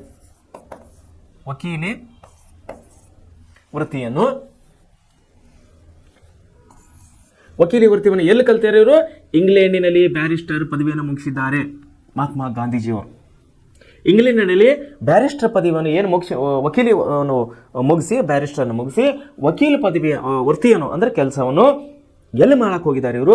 ದಕ್ಷಿಣ ಆಫ್ರಿಕಾದಲ್ಲಿ ಕೆಲಸ ಮಾಡಕ್ಕೆ ಹೋಗಿದ್ದಾರೆ ಮಹಾತ್ಮ ಗಾಂಧೀಜಿಯವರು. ದಕ್ಷಿಣ ಆಫ್ರಿಕಾವನ್ನು ಆಳುತ್ತಿದ್ದ ಬ್ರಿಟಿಷರು. ನೋಡ್ರಿ, ಬ್ರಿಟಿಷರು ಎಲ್ಲೆಲ್ಲ ಆಳ್ತಾ ಇಲ್ಲ ನೋಡ್ರಿ. ಅವರು ಇಲ್ಲಿ ಭಾರತದಲ್ಲಿ ಕೂಡ ಇದ್ದಾರೆ, ಅಲ್ಲಿ ದಕ್ಷಿಣ ಆಫ್ರಿಕಾದಲ್ಲಿ ಕೂಡ ಇದ್ದಾರೆ. ದಕ್ಷಿಣ ಆಫ್ರಿಕಾವನ್ನು ಆಳುತ್ತಿದ್ದ ಬ್ರಿಟಿಷರು ವರ್ಣಭೇದ ನೀತಿಯನ್ನು ಅನುಸರಿಸುತ್ತಾ, ಎಂಥ ಭೇದ ರೀ? ವರ್ಣಭೇದ. ನೋಡ್ರಿ, ವರ್ಣಭೇದ ನೀತಿಯನ್ನು ಅನುಸರಿಸುತ್ತಾ ಮುಖ್ಯವಾಗಿ ಭಾರತೀಯರನ್ನು ಮತ್ತು ಆಫ್ರಿಕನರು ಬಹಳ ಕೀಳಾಗಿ ಕಾಣ್ತಾ ಇದ್ದರು. ಹೆಂಗೆ ಕಾಣ್ತಾ ಇದ್ರು? ಭಾರತೀಯರನ್ನು ಮತ್ತು ಆಫ್ರಿಕನರಿಗೆ ಹೆಂಗೆ ಕಾಣ್ತಾ ಇದ್ರು ಬ್ರಿಟಿಷರು? ಬಹಳ ಕೀಳವಾಗಿ ಕಾಣ್ತಾ ಇದ್ದರು. ಅದು ಹೆಂಗೆ ಕೀಳಾಗಿ ಕಾಣ್ತಾ ಇದ್ದರು? ವರ್ಣಭೇದ ಅಂದರೆ, ವರ್ಣ ಅಂದರೆ ಬಣ್ಣ, ಭೇದ ಅಂದರೆ ತಾರತಮ್ಯ. ವರ್ಣಭೇದ, ಇವರು ಬಣ್ಣಗಳಲ್ಲಿ ಭೇದ ಭಾವ ಮಾಡ್ತಾ ಇದ್ದರು. ಅದೇ ಹೇಗೆ ಬಣ್ಣದಲ್ಲಿ ಭೇದ ಭಾವ ಮಾಡ್ತಾ ಇದ್ದರು? ನೋಡಿ, ಬ್ರಿಟಿಷರು ಅಂದ ತಕ್ಷಣ ತಲೆಯಲ್ಲಿ ಒಂದು ಚಿತ್ರ ಬರ್ತದೆ. ಏನಂದ್ರೆ, ಅವರು ಕೆಂಪು ಶರ್ಟ್, ಕೆಂಪು ಡ್ರೆಸ್ ಅನ್ನು ಹಾಕೊಂಡಿರ್ತಾರೆ, ತಲೆ ಮೇಲೆ ಒಂದು ಕ್ಯಾಪ್ ಇರ್ತಿತ್ತು, ಒಂದು ಬೆಲ್ಟ್ ಇರ್ತಿತ್ತು, ಶೂಸ್ ಇರ್ತಿತ್ತು, ಕೈಯಲ್ಲಿ ಬಂದೂಕ್ ಇರ್ತಿತ್ತು. ಇವರು ಬ್ರಿಟಿಷ್ ಹೋರಾಟಗಾರರು. ಆದರೆ ಇವ್ರದ್ದು ಇನ್ನೊಂದು ತಾವು ನೆನಪಿಟ್ಕೋಬೇಕು, ಬ್ರಿಟಿಷ್ ಅಂತಕ್ಕದ ಬಿಳಿಯರು. ಬ್ರಿಟಿಷರು ಹೆಂಗಿದ್ದಾರೆ? ಕಾಣಕ ಬಿಳಿಯರು, ಅಂದರೆ ಇವರು ನೋಡ್ಲಿಕ್ಕೆ ಬಿಳಿ ಬಣ್ಣದವರಾಗಿದ್ದವರು. ಯಾರ್ರೀ? ಬ್ರಿಟಿಷರು ಬಿಳಿ ಬಣ್ಣದಾಗಿದ್ದರು. ಆಫ್ರಿಕಾದವ್ರು ಹೇಗಿದ್ದರು? ಆಫ್ರಿಕಾ ಅಂತ ಇವಾಗ ಕೂಡ ಸಿಟಿನಲ್ಲಿ ಬಹಳಷ್ಟು ಫ್ರೆಂಡ್ಸ್ ಬೈಕೋತಾರೆ, ಏನಪ್ಪ ಆಫ್ರಿಕನ್ ಥರ ಕಾಣ್ತಾ ಇದ್ದಿ ಅಂದರೆ, ಆಫ್ರಿಕಾನವರು ಕಪ್ಪು ಬಣ್ಣದವರು. ಆಫ್ರಿಕಾದವ್ರು ಹೆಂಗಿದ್ದಾರೆ? ಇವರು ಕಪ್ಪು ಬಣ್ಣದವರು. ಆಫ್ರಿಕಾದವರು ಕಪ್ಪು ಬಣ್ಣದವರಾಗಿದ್ದವರು. ಹಾಗೂ ಭಾರತೀಯರು ಆಲ್ಮೋಸ್ಟ್ ಕಪ್ಪು ಬಣ್ಣದವರು, ಸ್ವಲ್ಪ ಕಂದು ಬಣ್ಣದವರು, ಅದರಲ್ಲಿ ಸ್ವಲ್ಪ ಬಿಳುಪಿನಲ್ಲಿ. ಆದರೆ ಬ್ರಿಟಿಷ್ ಅಧಿಕಾರಿಗಳಷ್ಟು ಅಥವಾ ಸೈನಿಕರಷ್ಟು ಬಿಳಿಯವರಾಗಿ ನಮ್ಮ ಭಾರತೀಯರು ಇದ್ದಿಲ್ಲ, ಆವಾಗೂ ಇದ್ದಿಲ್ಲ. ಓಕೆನಾ? ಸೊ ಇಲ್ಲೇನು ಮಾಡ್ತಾ ಇದ್ರು ಅವರು, ದಕ್ಷಿಣ ಆಫ್ರಿಕಾದಲ್ಲಿ ಎಂಥ ಒಂದು ನೀತಿ ಬಳಕೆ ಮಾಡ್ತಾ ಇದ್ರು ಬ್ರಿಟಿಷರು ಅಂದ್ರೆ ವರ್ಣಭೇದ ನೀತಿ. ವರ್ಣ ಅಂದ್ರೆ ಬಣ್ಣದಲ್ಲಿ ಕೂಡ ಅವರು ತಾರತಮ್ಯ ಮಾಡ್ತಾ ಇದ್ದವರು. ನೀವು ಕಪ್ಪವರು, ನಾವು ಬಿಳಿಯರು, ನೀವು ಕೀಳವರು, ನಾವು ಶ್ರೇಷ್ಠರು, ನೀವು ಕೆಟ್ಟವರು, ನಾವು ಒಳ್ಳೆಯವರು ಅನ್ನುವಂಥ ಒಂದು ಭೇದ ಭಾವವನ್ನು ಬ್ರಿಟಿಷರು ದಕ್ಷಿಣ ಆಫ್ರಿಕಾದಲ್ಲಿ ಮಾಡ್ತಾ ಇದ್ದರು. ನೋಡಿ, ದಕ್ಷಿಣ ಆಫ್ರಿಕಾದಲ್ಲಿ ಆರಂಭಿಸಿದವರು ಎಂಥ ವಕೀಲ ವೃತ್ತಿಯನ್ನು ಮಾಡಿದ್ರು, ಬ್ಯಾರಿಸ್ಟರ್ ಕೋರ್ಸನ್ನು ಮುಗಿದ ನಂತರ ಇಲ್ಲಿ ಗಾಂಧೀಜಿಯವರ ಚಿತ್ರವನ್ನು ಕೊಡಲಾಗಿದೆ, ತಾವುಗಳು ಇಲ್ಲಿ ನೋಡ್ಬೋದು. ಬ್ಯಾರಿಸ್ಟರ್ ಪದವಿ ಮುಗಿಸಿದ ನಂತರ ಇವ್ರೇನು ಮಾಡಿದ್ರು, ಬ್ಯಾರಿಸ್ಟರ್ ಪದವಿಯನ್ನು ಮುಗಿಸಿದ ನಂತರ ಇವ್ರೇನು ಮಾಡಿದ್ರು, ವಕೀಲ ವೃತ್ತಿಯನ್ನು ಮಾಡಲಿಕ್ಕೆ ದಕ್ಷಿಣ ಆಫ್ರಿಕಾಕ್ಕೆ ಹೋಗಿದ್ದರು. ನೋಡಿ, ವಕೀಲ ವೃತ್ತಿಯನ್ನು ದಕ್ಷಿಣ ಆಫ್ರಿಕಾದಲ್ಲಿ ಆರಂಭ ಮಾಡಿದರು. ದಕ್ಷಿಣ ಆಫ್ರಿಕಾವನ್ನು ಆಳಿತದ ಬ್ರಿಟಿಷರು ವರ್ಣಭೇದ ನೀತಿಯನ್ನು ಅನುಸರಿಸುತ್ತಾ ಮುಖ್ಯವಾಗಿ ಭಾರತೀಯರನ್ನು ಮತ್ತು ಆಫ್ರಿಕನ್ನರನ್ನು ಬಹಳ ಕೀಳಾಗಿ ಕಾಣ್ತಾ ಇದ್ದರು. ಇಷ್ಟೊತ್ತಿಗೆ ನಾನು ತಿಳಿಸಿರೋದಲ್ಲ, ಆಫ್ರಿಕಾದವರು ಕಪ್ಪು ಬಣ್ಣದವರು, ಭಾರತೀಯರು ಸ್ವಲ್ಪ ಕಪ್ಪು ಬಣ್ಣದವರು, ಆದರೆ ಬ್ರಿಟಿಷರು ಬಿಳಿಯರು, ವೈಟ್ ಕಲರ್ದವರು, ಅವ್ರ ಚರ್ಮ ಎಲ್ಲ ವೈಟ್ ಕಲರ್ದವರು. ಸೊ ಅವ್ರು ಏನಂತ ಒಂದು ಮಾಡಿದ್ರು, ಬಿಳಿಯರು ಶ್ರೇಷ್ಠರು, ಕಪ್ಪು ವರ್ಣದವರು ಕೆಟ್ಟವರು ಅಥವಾ ಕೀಳಾಗಿ ಅವರನ್ನು ಕಾಣ್ತಾ ಇದ್ದರು. ನೋಡಿ, ಕೂಲಿ ಕೆಲಸಗಳನ್ನು ಮಾಡುತ್ತಿದ್ದ ಬಹಳಷ್ಟು ಇಂತಹ ಜನರು ಬಿಳಿಯರೊಂದಿಗೆ ರೈಲಿನಲ್ಲಿ ಪ್ರಯಾಣಿಸಬಾರದಾಗಿತ್ತು. ನೋಡಿ, ರೈಲಿನಲ್ಲಿ ಪ್ರಯಾಣ ಮಾಡಬೇಕಾದಾಗ ಏನಾಗಿತ್ತು ರೀ, ಬಿಳಿಯರ ಜೊತೆನೇ ಬಿಳಿಯರು ಕೂತ್ಕೋಬೇಕು. ಕಪ್ಪು ಬಣ್ಣದವರು ಅಥವಾ ಕೂಲಿ ಕಾರ್ಮಿಕರು ಬಿಳಿಯರ ಜೊತೆ ಆ ಟ್ರೈನ್ನಲ್ಲಿ ಅಥವಾ ಆ ರೈಲು ಗಾಡಿನಲ್ಲಿ ಪ್ರಯಾಣ ಮಾಡುವಂಗಿಲ್ಲ. ನೋಡಿ, ಎಂಥ ಒಂದು ಅನ್ಯಾಯ ಇದೆ. ರೈಲಿನೇ ಪ್ರಯಾಣಿಸಬಾರದಾಗಿತ್ತು. ಸಹಭೋಜನ ಮಾಡಬಾರದಾಗಿತ್ತು. ಸಹಭೋಜನ ಅಂದ್ರೆ ಅವರ ಜೊತೆಯಲ್ಲಿ ಕೂತ್ಕೊಂಡು ಊಟ ಮಾಡಬಾರ್ದಾಗಿತ್ತು. ಸಹ ಅಂದ್ರೆ ಜೊತೆಯಲ್ಲಿ ಅಂತ ಅರ್ಥ. ಸಹ ಅಂದ್ರೆ ಏನಿ, ಜೊತೆಯಲ್ಲಿ. ಸಹಭೋಜನ ಮಾಡಬಾರದಾಗಿತ್ತು. ಸೊ ಬ್ರಿಟಿಷರು ಬಿಳಿಯರು, ಆಫ್ರಿಕಾದವರು ಭಾರತೀಯರು ಕಪ್ಪವರು, ಇವರಿಬ್ಬರು ಕೂತ್ಕೊಂಡು ಸಹಭೋಜನ ಮಾಡುವಂಗಿಲ್ಲ. ಮತ್ತೆ ನೋಡಿ, ಒಂದು ರೈಲಿನಲ್ಲಿ ಪ್ರಯಾಣ ಮಾಡಂಗಿಲ್ಲ, ಎರಡನೇದು ಸಹಭೋಜನ ಮಾಡುವಂಗಿಲ್ಲ, ಮೂರನೇದ್ರಿ ಬಿಳಿಯರು ಕೂಲಿ ಜನರೊಂದಿಗೆ ಹಿಂಸಾತ್ಮಕವಾಗಿ ನಡೆದುಕೊಳ್ಳುತ್ತಿದ್ದರು. ಯಾರು? ಬಿಳಿಯರು. ಯಾರ ಜೊತೆ ಹಿಂಸಾತ್ಮಕ ನಡೆದುಕೊಳ್ತಾ ಇದ್ರು ರೀ? ಕರಿಯರ್ ಜೋಡಿ ಹಿಂಸಾತ್ಮಕವಾಗಿ, ಕೂಲಿಯರ್ ಜೋಡಿ ಅಥವಾ ಕರಿಯರ್ ಜೋಡಿ ಹಿಂಸಾತ್ಮಕವಾಗಿ ಇವರು ನಡೆದುಕೊಳ್ತಾ ಇದ್ದಾರೆ. ಅಂದ್ರೆ ಅವರು ನಡೆದುಕೊಳ್ಳುವಂತಹ ಪದ್ಧತಿಯು ಸರಿಯಾಗಿದ್ದಿಲ್ಲ ಬ್ರಿಟಿಷರದು. ಗಾಂಧೀಜಿಯವರು ಅಂತವರನ್ನು ಸಂಘಟಿಸಿ, ನೋಡ್ರಿ ಏನ್ ಮಾಡ್ತಾ ಇದ್ದಾರೆ, ಗಾಂಧೀಜಿಯವರು ಏನ್ ಮಾಡ್ತಾ ಇದಾರೆ, ಅಲ್ಲಿ ಹೋಗ್ಯಾರ. ಎಲ್ಲಿಗೆ? ಆಫ್ರಿಕಾಕ್ಕೆ. ಕಪ್ಪು ವರ್ಣ ಭೇದವನ್ನು ನೀತಿ ಖಂಡಿಸಲಿಕ್ಕೆ, ವಕೀಲಿ ವೃತ್ತಿಯನ್ನು ಮಾಡಲಿಕ್ಕೆ ಬ್ಯಾರಿಸ್ಟರ್ ಕೋರ್ಸನ್ನು ಇಂಗ್ಲೆಂಡ್ನಲ್ಲಿ ಮುಗಿಸಿ ದಕ್ಷಿಣ ಆಫ್ರಿಕಾಕ್ಕೆ ಹೋಗಿದ್ದಾರೆ. ಅಲ್ಲಿ ಸಂಘಟನೆಯನ್ನು ಮಾಡ್ತಾ ಇದ್ದಾರೆ. ಎಂಥ ಸಂಘಟನೆ ಮಾಡ್ತಾ ಇದ್ದಾರೆ ಇವರಂದ್ರೆ, ಎಲ್ಲ ಕರಿಯರನ್ನು ಅಥವಾ ಎಲ್ಲ ಕೂಲಿ ಕಾರ್ಮಿಕರನ್ನು ಒಂದು ಸ್ಥಳದಲ್ಲಿ ಅಥವಾ ಸಂಘಟನಾತ್ಮಕವಾಗಿ ಸಂಘಟಿಸುವಂಥ ಕೆಲಸವನ್ನು ಗಾಂಧೀಜಿಯವರು ಮಾಡ್ತಾ ಇದ್ದಾರೆ. ನೋಡಿ, ಅವರ ಸುಖ ದುಃಖಗಳಲ್ಲಿ ಪಾಲ್ಗೊಂಡು ಬ್ರಿಟಿಷರ ವಿರುದ್ಧ ಶಾಂತಿಯುತವಾದ ಚಳವಳಿಗಳನ್ನು, ಪ್ರತಿಭಟನೆಗಳು ಕೈಗೊಂಡರು. ಯಾರೇ? ಮಹಾತ್ಮ ಗಾಂಧೀಜಿಯವರು. ಏನು ಮಾಡ್ತಾ ಇದ್ದಾರೆ ಇಲ್ಲಿ? ಕೂಲಿ ಕಾರ್ಮಿಕರನ್ನು ಸಂಘಟಿಸಿ ಬ್ರಿಟಿಷರ ವಿರುದ್ಧವಾಗಿ ಎಂಥ ಒಂದು ಹೋರಾಟ ಮಾಡ್ಲಿಕ್ಕೆ ಸಂಘಟನೆ ಮಾಡ್ತಾ ಇದ್ದರು? ಶಾಂತಿಯುತವಾಗಿ. ನೋಡಿ, ಈಗ ನಾವು 3 ಹಂತಗಳನ್ನು ನೋಡ್ಕೊಂಡು ಬಂದಿದ್ದೀವಿ ಸ್ವಾತಂತ್ರ್ಯ ಹೋರಾಟದಲ್ಲಿ. ಒಂದು ಮಂದಗಾಮಿಗಳು ಯುಗ 20 ವರ್ಷ, ತೀವ್ರಗಾಮಿಗಳು 15 ವರ್ಷ, ಕ್ರಾಂತಿಕಾರಿಗಳು ಮುಂದೆ.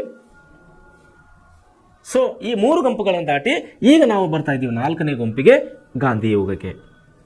ಈ ಗಾಂಧಿ ಯುಗ ಏನ್ ಮಾಡ್ತದೆ? ಇಲ್ಲಿ ಕೂಡ ಹಿಂಸಾತ್ಮಕವನ್ನು ವಿರೋಧ ಮಾಡ್ತಾ ಇದ್ದಾರೆ ಇವರು. ಹಿಂಸೆ ಮಾಡುವುದನ್ನು ಬೇಡ ಅಂತ ಹೇಳ್ತಾ ಇದ್ದಾರೆ. ಹೊಡೆದಾಡ್ಕೊಳ್ಳೋದು, ಕಚ್ಚಾಡ್ಕೊಳ್ಳೋದು, ರಕ್ತ ಸುರಿಯೋದು ಬೇಡ ಅಂತ ಹೇಳ್ತಾ ಇದ್ದಾರೆ ಗಾಂಧೀಜಿಯವರು. ಆದರೆ ಸಂಘಟನಾತ್ಮಕವಾಗಿ ಕೂಲಿ ಕಾರ್ಮಿಕರ ಎಲ್ಲ ಗುಂಪನ್ನು ಒಂದು ಕಡೆ ಸೇರಿಸಿ ಅವರಿಗೆ ಜಾಗೃತಿಯನ್ನು ಕೊಡ್ತಾ ಇದ್ದಾರೆ, ಅವರಿಗೆ ತಿಳುವಳಿಕೆಯನ್ನು ಕೊಡ್ತಾ ಇದ್ದಾರೆ. ದಕ್ಷಿಣ ಆಫ್ರಿಕಾ ದೇಶದಲ್ಲಿ ಕೇವಲ ಜಾಗೃತಿಯನ್ನು ಕೊಡ್ತಾ ಇಲ್ಲ, ಜಾಗೃತಿಯನ್ನು ಕೊಟ್ಟು ಬ್ರಿಟಿಷರ ವಿರುದ್ಧವಾಗಿ ಹೋರಾಡಲಿಕ್ಕೆ ಪ್ರೇರಣೆಯನ್ನು ಕೊಡ್ತಾ ಇದ್ದಾರೆ. ಅದು ಶಾಂತಿಯುತವಾಗಿ, ಯಾವುದೇ ಹಿಂಸೆಯ ಮೂಲಕವಾಗಿ ಇಲ್ಲ.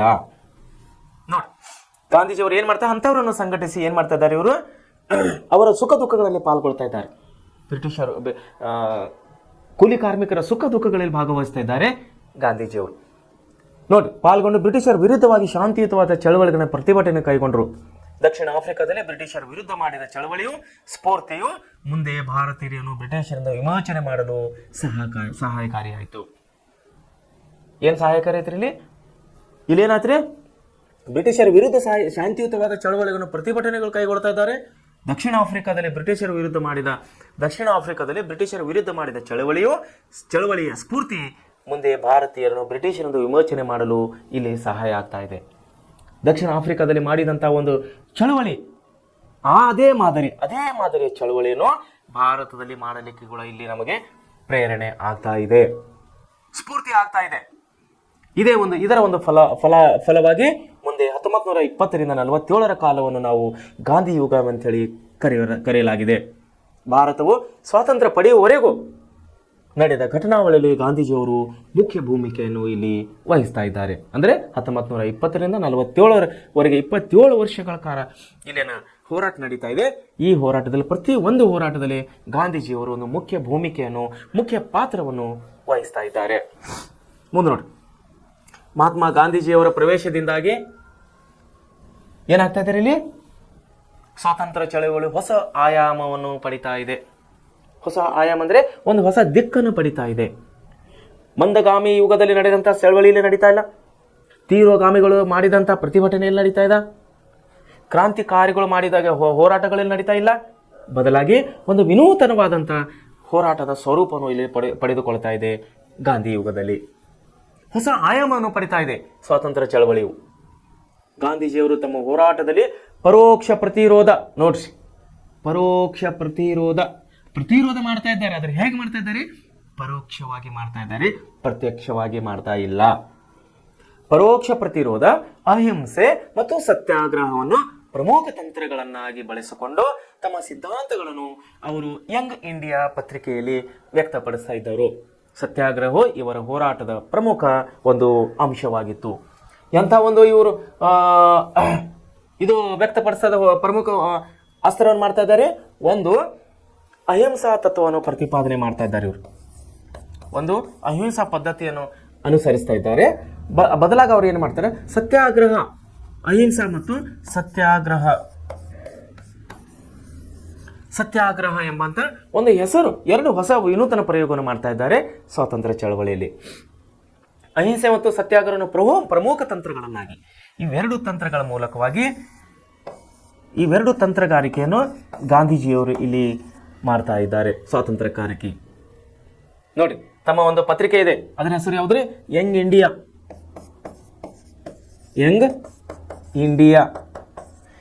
ಇಂಡಿಯಾ ಅನ್ನುವಂಥ ಪತ್ರಿಕೆಯನ್ನು ಪ್ರಾರಂಭ ಮಾಡ್ತಾ ಇದ್ದಾರೆ ಗಾಂಧೀಜಿಯವರು. ಈ ಪತ್ರಿಕೆಗಳಲ್ಲಿ ಎಂಥ ಒಂದು ವಿಷಯಗಳನ್ನು ಪ್ರಕಟಣೆ ಮಾಡ್ತಾ ಇದ್ದಾರೆ ಅಂದರೆ, ಇವರು ಅಹಿಂಸೆ ಮತ್ತು ಸತ್ಯಾಗ್ರಹದ ವಿಷಯಗಳನ್ನು, ಅದರ ತಂತ್ರಗಳನ್ನು ಇವರು ಯಂಗ್ ಇಂಡಿಯಾ ಪತ್ರಿಕೆಯಲ್ಲಿ ಪ್ರಕಟಣೆ ಮಾಡ್ತಾ ಇದ್ದಾರೆ. ನಿಮಗೆ ಒಂದು ವಿಷಯನ ತಿಳಿದ್ರೆ ಇಂಪಾರ್ಟೆಂಟ್, ಮಹತ್ವದಾದಂಥ ವಿಷಯ ಏನಂದರೆ, ಗಾಂಧೀಜಿಯ ಪ್ರವೇಶದೊಂದಿಗೆ ಕಾಂಗ್ರೆಸ್ ತನ್ನ ಸದಸ್ಯತ್ವವನ್ನು ಎಲ್ಲರಿಗೂ ಮುಕ್ತಗೊಳಿಸಿತ್ತು. ನೋಡಿ, ಕಾಂಗ್ರೆಸ್ ಏನಾಗಿದೆ, ಯಾವಾಗ ಸ್ಟಾರ್ಟ್ ಆಗಿತ್ತು ರೀ? 1885ರಲ್ಲಿ ಭಾರತೀಯ ರಾಷ್ಟ್ರೀಯ ಕಾಂಗ್ರೆಸ್ ಅನ್ನು ಸ್ಥಾಪನೆ ಆಯಿತು. ಅದರ ಉದ್ದೇಶ ಏನಿತ್ತು? ಬ್ರಿಟಿಷರಿಂದ ಸ್ವಾತಂತ್ರ್ಯವನ್ನು ಪಡೆಯುವುದು. ಸೊ ಇಂಥ ಒಂದು ಸಮಯದಲ್ಲಿ ಗಾಂಧೀಜಿಯವರ ಒಂದು ಪ್ರವೇಶದಿಂದ ಇಲ್ಲಿ ಸದಸ್ಯತ್ವವನ್ನು ಮುಕ್ತವಾಗಿ ಮಾಡಲಾಯಿತು. ಯಾರು ಬೇಕಾದರೂ ಭಾರತೀಯ ರಾಷ್ಟ್ರೀಯ ಕಾಂಗ್ರೆಸ್ ಸದಸ್ಯತ್ವವನ್ನು ಪಡೆಯಬಹುದು ಅಂತೇಳಿ ಇಲ್ಲಿ ಒಂದು ಪ್ರಮುಖ ವಿಷಯವಾಯಿತು. ಆದರೆ ಅದಕ್ಕಿಂತ ಮುಂಚೆ ಹೋದರೆ ಸದಸ್ಯತ್ವವನ್ನು ಪಡೆಯಲಿಕ್ಕೆ ಹಿಂಜರಿತಾ ಇದ್ದರು ನಮ್ಮ ಜನಸಾಮಾನ್ಯರು. ಅದಕ್ಕಾಗಿ ಗಾಂಧೀಜಿಯವರು ಬಂದ ಮೇಲೆ ಏನು ಮಾಡಿದ್ರು? ಸದಸ್ಯತ್ವವನ್ನು ಮುಕ್ತಗೊಳಿಸಿಬಿಟ್ರು. ಇಲ್ಲಿ ಯಾರು ಬೇಕಾದರೂ ಬರೆಯಪ್ಪ, ಹೋರಾಟದಲ್ಲಿ ನಾವು ಬ್ರಿಟಿಷರ ವಿರುದ್ಧವಾಗಿ ಹೋರಾಡೋಣ, ದೇಶಕ್ಕೆ ಸ್ವಾತಂತ್ರ್ಯವನ್ನು ತಂದುಕೊಡೋಣ. ಈ ಒಂದು ಧ್ಯೇಯ ಉದ್ದೇಶದಿಂದ ಎರಡು ತಂತ್ರಗಾರಿಕೆಗಳನ್ನು ಉಪಯೋಗಿಸ್ತಾ ಇದ್ದಾರೆ ಗಾಂಧೀಜಿಯವರು. ಒಂದು ಅಹಿಂಸೆ, ಎರಡನೇದು ಸತ್ಯಾಗ್ರಹ. ಅಹಿಂಸೆ ಮತ್ತು ಸತ್ಯಾಗ್ರಹದ ಮೂಲಕವಾಗಿ ನಾವು ದೇಶವನ್ನು ಸ್ವಾತಂತ್ರ್ಯ ಪಡೆಯೋಣ, ಬ್ರಿಟಿಷರನ್ನು ಇಲ್ಲಿದು ಹೊಡೆದು ಓಡಿಸೋಣ ಅನ್ನುವಂಥ ಒಂದು ತಂತ್ರದಿಂದ ಗಾಂಧೀಜಿಯವರು ಇಲ್ಲಿ ಪ್ರತಿಭಟನೆಯನ್ನು ಪ್ರಾರಂಭ ಮಾಡ್ತಾ ಇದ್ದಾರೆ. ನೋಡಿ, ಜನಸಾಮಾನ್ಯರ ಸಂಘಟನೆಯನ್ನಾಗಿಸಿತ್ತು ಇಲ್ಲಿ ಭಾರತೀಯ ರಾಷ್ಟ್ರೀಯ ಕಾಂಗ್ರೆಸ್ ಅನ್ನು. ಸಂಘವು ತೆಗೆದುಕೊಳ್ಳುವ ತೀರ್ಮಾನಗಳನ್ನು ಒತ್ತಾಯಿಸಲು ಅಸಹಕಾರ ಮತ್ತು ಸವಿನಯ ಕಾನೂನು ಭಂಗ ಚಳವಳಿಯ ಕಾರ್ಯತಂತ್ರ ರೂಪಿಸಿತು. ನೋಡಿ, ಅದು ಸಾಮಾಜಿಕ ಉನ್ನತಿಗಾಗಿ ರಚನಾತ್ಮಕ ಕಾರ್ಯಕ್ರಮಗಳನ್ನು ಸೂಚಿಸಿತ್ತು. ಯಾವುದರ ಉನ್ನತಿಗಾಗಿ? ಸಾಮಾಜಿಕ ಉನ್ನತಿಗಾಗಿ. ತಮ್ಮ ಕಾರ್ಯಾಚರಣೆಯನ್ನು ನೆರವೇರಿಸಲು 1 ಕೋಟಿ ರೂಪಾಯಿ ಬಂಡವಾಳ, ತಮ್ಮ ಕಾರ್ಯಾಚರಣೆಯನ್ನು ನೆರವೇರಿಸಲು 1 ಕೋಟಿ ರೂಪಾಯಿ ಬಂಡವಾಳ ತಿಲಕ್ ಸ್ವರಾಜ್ ಫಂಡ್ ಅನ್ನು ಪ್ರಾರಂಭಿಸಿದರು. ಎಂಥ ಫಂಡ್ ಅನ್ನು ಚಾಲು ಮಾಡಿದರು ಇವರು? ತಿಲಕ ಸ್ವರಾಜ್ ಫಂಡ್ ಅನ್ನುವಂಥ ಒಂದು ದತ್ತಿಯನ್ನು ಇವರು ಪ್ರಾರಂಭ ಮಾಡ್ತಾ ಇದ್ದಾರೆ ಗಾಂಧೀಜಿಯವರು. ತಿಲಕ್ ಸ್ವರಾಜ್ ಫಂಡ್ ಅನ್ನು ಎದಕ್ಕಾಗಿ ಇವರು ತಮ್ಮ ಕಾರ್ಯಾಚರಣೆ ಎದಕ್ಕಾಗಿ ಕೋಟಿ ರೂಪಾಯಿ ಇದು ಮಾಡ್ತಾ ಇದ್ದಾರೆ? ಹೀಗೆ ಮಹಾತ್ಮ ಗಾಂಧೀಜಿಯವರ ಪ್ರವೇಶದೊಂದಿಗೆ ಕಾಂಗ್ರೆಸ್ನಲ್ಲಿ ಸಂಪೂರ್ಣ ಬದಲಾವಣೆಯನ್ನು ಇಲ್ಲಿ ನಾವು ಕಾಣುವರಾಗಿದ್ದೇವೆ. ಈ ಎಲ್ಲ ಕಾರಣಗಳಿಗಾಗಿ ಈ ಕಾಲವನ್ನು ನಾವು ಗಾಂಧಿ ಯುಗ ಅಂಥೇಳಿ ಕರೆಯುವರಾಗಿದ್ದೇವೆ. ಅತಿ ಪ್ರಮುಖವಾದಂಥ ಯುಗ ಭಾರತ ಸ್ವಾತಂತ್ರ್ಯ ಸಂಗ್ರಾಮದಲ್ಲಿ. ಸೊ ಏನಾಯ್ತು ಇಲ್ಲಿ? ಸತ್ಯಾಗ್ರಹ ಮತ್ತು ಅಹಿಂಸಾವನ್ನು ಇವರ ಪ್ರಮುಖವಾದ ಹೋರಾಟದ ತಂತ್ರಗಳಾಗಿದ್ದವು. ಯಾರ್ದು? ಗಾಂಧೀಜಿಯವರದು. ಭಾರತದಲ್ಲಿ ತೀವ್ರಗೊಂಡ ಕ್ರಾಂತಿಕಾರಕ ಚಟುವಟಿಕೆಗಳ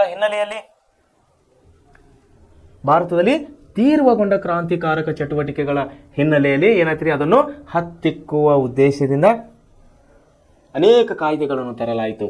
ಅವುಗಳಲ್ಲಿ ಫೆಬ್ರವರಿ 1919ರಲ್ಲಿ ಜಾರಿಗೆ ತರಲಾದ ರೌಲಟ್ ಕಾಯ್ದೆಯು ಮುಖ್ಯವಾದುದು. ನೋಡಿ, ಗಾಂಧಿ ಯುಗದ ಮೂಲಕವಾಗಿ ಹೋರಾಟವನ್ನು ಇಲ್ಲಿ ನಡೀತಾ ಇದೆ.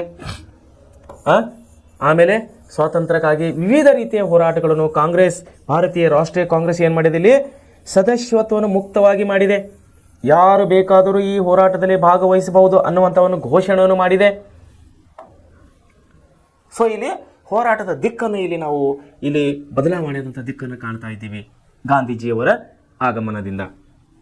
ಸೊ ಮುಂದೆ ಏನಾಗಿದ್ರೆ ಇಲ್ಲಿ 1919ರಲ್ಲಿ ಬ್ರಿಟಿಷರು ಒಂದು ಕಾಯ್ದೆಯನ್ನು ತರ್ತಾ ಇದ್ದಾರೆ, ರೌಲತ್ ಕಾಯ್ದೆ ಅಂತ ಹೇಳಿ.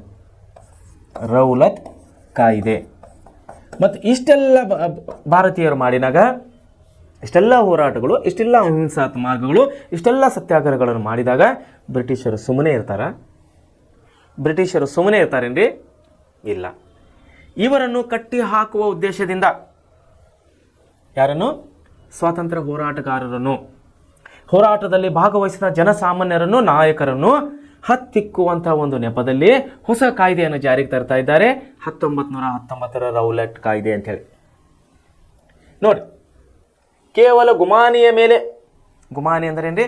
ಸಂಶಯದ ಮೇಲೆ, ಸಂಶಯಾತ್ಮಕವಾಗಿ, ಡೌಟ್ಸ್ ಅಂತ ಹೇಳಿ ಕರಿತೇವಲ್ಲ ನಾವು. ಕೇವಲ ಡೌಟ್ ಅಂದ್ರೆ ಗುಮಾನಿ ಅಂದ್ರೆ ಏನ್ರಿ? ಅದರಲ್ಲಿ ಸತ್ಯಾಂಶ ಇರುವುದಿಲ್ಲ ಅಥವಾ ಇರಬಹುದು. ಕೆಲವೊಂದು ಪರಿಸ್ಥಿತಿಯಲ್ಲಿ ಗುಮಾನಿಯ ಮೇಲೆ ಸತ್ಯ ಇರಬಹುದು, ಸತ್ಯ ಇರದೇ ಕೂಡುದು, ಇಲ್ಲದೆ ಇರಬಹುದು. ಸೊ ಏನಾಗಿದೆ ಅಂದ್ರೆ, ಕೇವಲ ಗುಮಾನಿಯ ಮೇಲೆ ಜನರನ್ನು ಬಂಧಿಸಿ, ಸಂಶಯಾಸ್ಪದವಾಗಿ ಜನರನ್ನು ಬಂಧಿಸಿ ವಿಚಾರಣೆ ನಡೆಸುವ ಅಧಿಕಾರವನ್ನು ನ್ಯಾಯಾಧೀಶರಿಗೆ ಇದು ನೀಡಿತ್ತು. ಯಾವುದು ನೀಡಿತ್ರಿ? 1919ರ ರೌಲಟ್ ಕಾಯ್ದೆ. ಸಂಶಯಾಸ್ಪದ ಮೇಲೆ ಯಾರನ್ನು ಬೇಕಾದರೂ, ಯಾವಾಗ ಬೇಕಾದರೂ, ಎಲ್ಲಿ ಬೇಕಾದರೂ ಬಂಧಿಸುವ ಮತ್ತು ಒಳಪಡಿಸುವ ಕಾಯ್ದೆ ಅಧಿಕಾರವನ್ನು ಯಾರಿಗೆ ಕೊಟ್ಟಿದ್ರಿ? ನ್ಯಾಯಾಧೀಶರಿಗೆ ಕೊಟ್ಟಿತ್ತಿಲ್ಲಿ ಬ್ರಿಟಿಷರ 1919ರ ರೌಲಟ್ ಕಾಯ್ದೆ.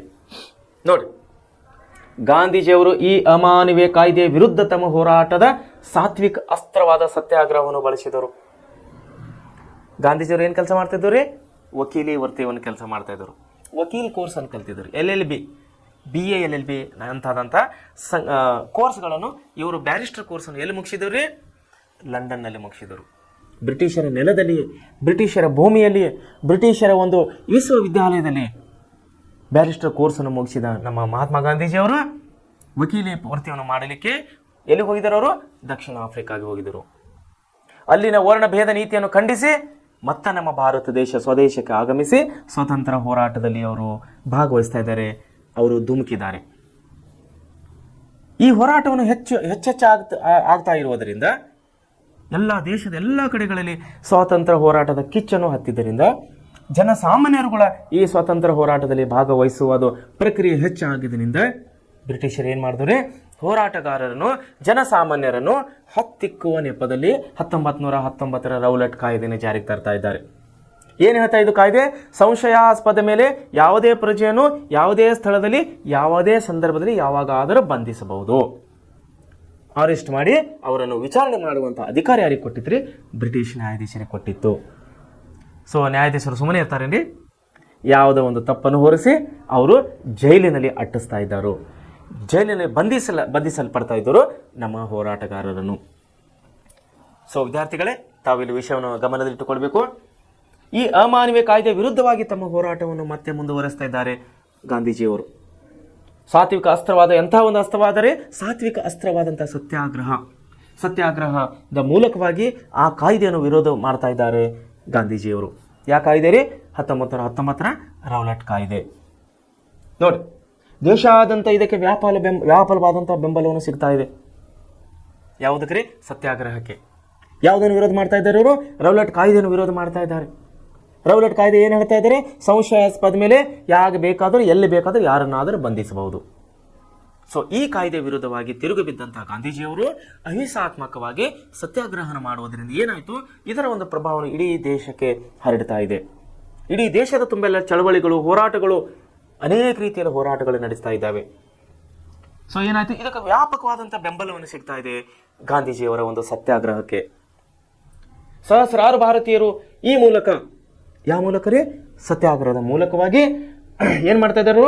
ಬ್ರಿಟಿಷರ ವಿರುದ್ಧವಾಗಿ ಹೋರಾಟದಲ್ಲಿ ಭಾಗವಹಿಸ್ತಾ ಇದ್ದಾರೆ. ಆಮೇಲೆ ಏನಾಗ್ತಾ ಇದೆ? ಸತ್ಯಾಗ್ರಹ ಅಂದ್ರೆ ಏನ್ರಿ? ತಾವು ತಿಳಿದುಕೊಳ್ಬೇಕು. ಸತ್ಯಾಗ್ರಹ ಎಂದರೆ ಹಿಂಸಾತ್ಮಕ ರೂಪದಲ್ಲಿ, ಸತ್ಯಾಗ್ರಹ ಎಂದರೆ ಹಿಂಸಾತ್ಮಕ ರೂಪದಲ್ಲಿ ಸತ್ಯಕ್ಕಾಗಿ ಆಗ್ರಹ. ಸತ್ಯಾಗ್ರಹ ಚಳವಳಿ ಹೆಸರೇನ್ರಿ?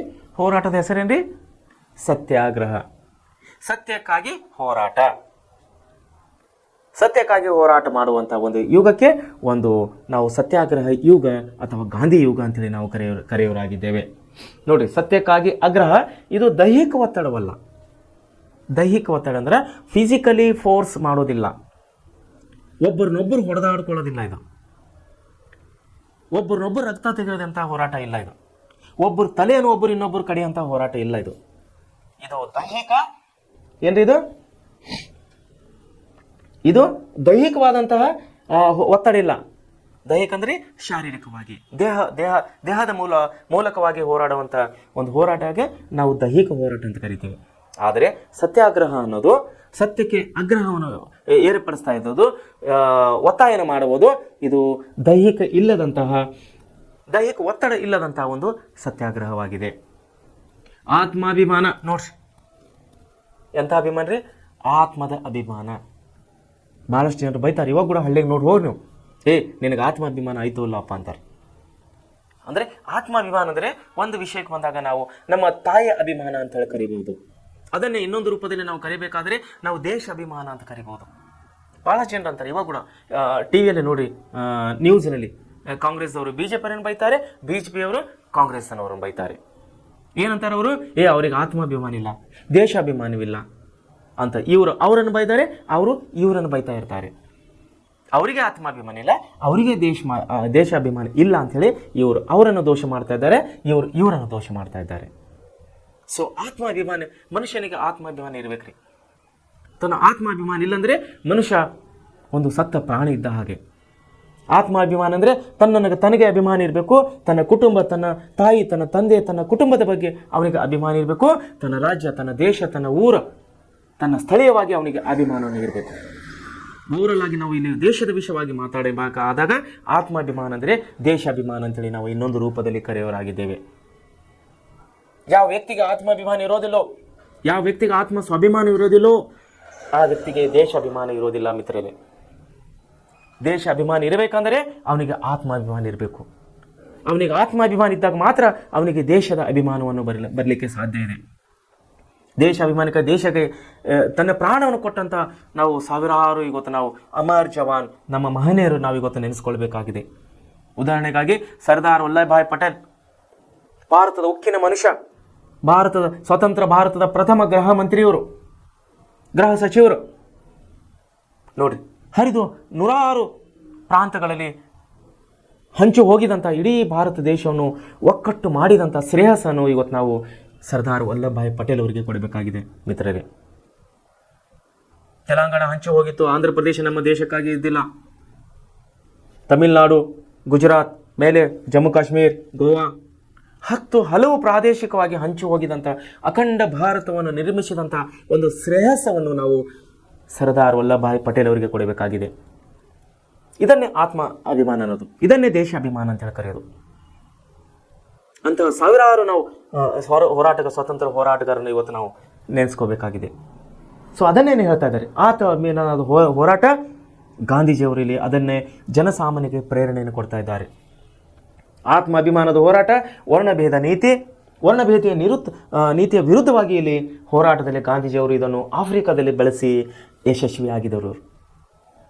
ಆಫ್ರಿಕಾಗೆ ಹೋಗಿದ್ರು ಗೊತ್ತಂದ್ರೆ, ಲಂಡನ್ನಲ್ಲಿ ಬ್ಯಾರಿಸ್ಟರ್ ಪದವಿಯನ್ನು ಮುಗಿಸಿ ವಕೀಲ ವೃತ್ತಿಗಾಗಿ ಇವರು ಎಲ್ಲಿ ಹೋಗಿದ್ದರು? ದಕ್ಷಿಣ ಆಫ್ರಿಕಾಗೆ ಹೋಗಿದ್ದರು. ಬುಡಕಟ್ಟು ಪ್ರದೇಶ ಇವತ್ತಿಗೂ ಕೂಡ ಆಫ್ರಿಕಾ ಖಂಡ ಅಂದರೆ ಅಭಿವೃದ್ಧಿ ಹೊಂದದಂಥ ರಾಷ್ಟ್ರ ಅಂತ ಹೇಳಿ ನಾವು ಕರೆಯಲಾಗಿದ್ದೇವೆ. ಇವತ್ತು ಕಾರ್ಗತ್ತಲೆಯ ಖಂಡ, ಆಫ್ರಿಕಾಗೆ ಇನ್ನೊಂದು ಹೆಸರು ಕಾರ್ಗತ್ತಲೆಯ ಖಂಡ ಅಥವಾ ಕತ್ತಲೆಯ ಖಂಡ ಅಂತೇಳಿ ಕರಿತಾ ಇದ್ದರು. ಇವಾಗೀಗ ಸುಧಾರಣೆ ಆಗಿದೆ. ಯಾವಾಗ ನಮ್ಮ ದೇಶಕ್ಕೆ ಸ್ವಾತಂತ್ರ್ಯ ಗೊತ್ತು ಆವತ್ತಿನ ದಿವಸ ಅದನ್ನು ಕಾರ್ಗತ್ತಲೆ ಖಂಡ ಅಂತೇಳಿ ಕರೀತಾ ಇದ್ದರು ಆಫ್ರಿಕಾ ಖಂಡಕ್ಕೆ.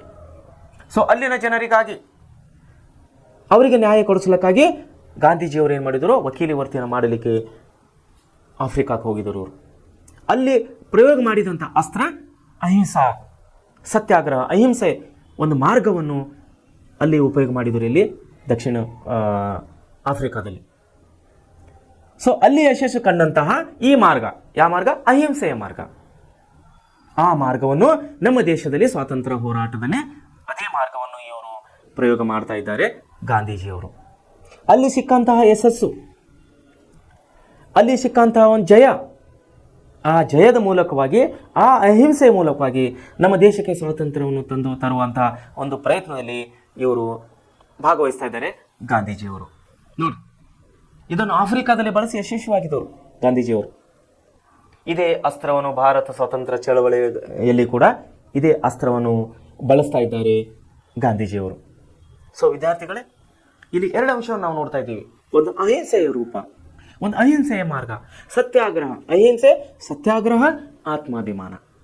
ಈ ಮೂರು ನೋಡ್ರಿ, ಒಂದು ಅಹಿಂಸೆ, ಎರಡನೇದು ಸತ್ಯಾಗ್ರಹ, ಇನ್ನೊಂದು ಆತ್ಮಾಭಿಮಾನ. ಈ ಮೂರು ವಿಷಯಗಳು ಏನವಲ್ಲ ಮನುಷ್ಯನಿಗೆ ಬೇಕಾದಂಥ ಒಂದು ಅಸ್ತ್ರ ಆಗಿದೆ. ಪ್ರತಿಯೊಬ್ಬ ಮನುಷ್ಯನಲ್ಲಿ ಅಹಿಂಸೆ ತತ್ವವನ್ನು ಇರಬೇಕು. ನೋಡಿ, ಗೊತ್ತಾ, ಎಲ್ಲ ಧರ್ಮಗಳು ಅದೇ ಹೇಳ್ತಾರೆ, ಅದೇ ಪ್ರತಿಪಾದನೆ ಮಾಡ್ತಾ ಇದ್ದಾರೆ. ಉದಾಹರಣೆಗೆ ಗೌತಮ್ ಬುದ್ಧರು ಅಹಿಂಸೆಯನ್ನು ಮಾಡಬೇಡಿ, ಜೀವ ಹೊಡಿಬೇಡಿ ಅಂತ ಹೇಳಿದ್ರು. ಮುಂದೆ ಮಹಾವೀರ್ ಬಂದರು, ಜೈನ ಧರ್ಮದವರು, ಅವರು ಅದೇ ಹೇಳಿದ್ರು, ಅಹಿಂಸೆಯನ್ನು ಮಾಡಬೇಡಿ ಅಂತೇಳಿ. ಒಟ್ಟಾರೆ ಹೇಳಬೇಕಾಗಿದೆ, ಎಲ್ಲ ಧರ್ಮಗಳು, ಮನುಷ್ಯನ ಎಲ್ಲ ಧರ್ಮಗಳು ಅಹಿಂಸೆಯನ್ನು ಪ್ರತಿಪಾದಿಸುವಂತಹ ಧರ್ಮಗಳಾಗಿವೆ.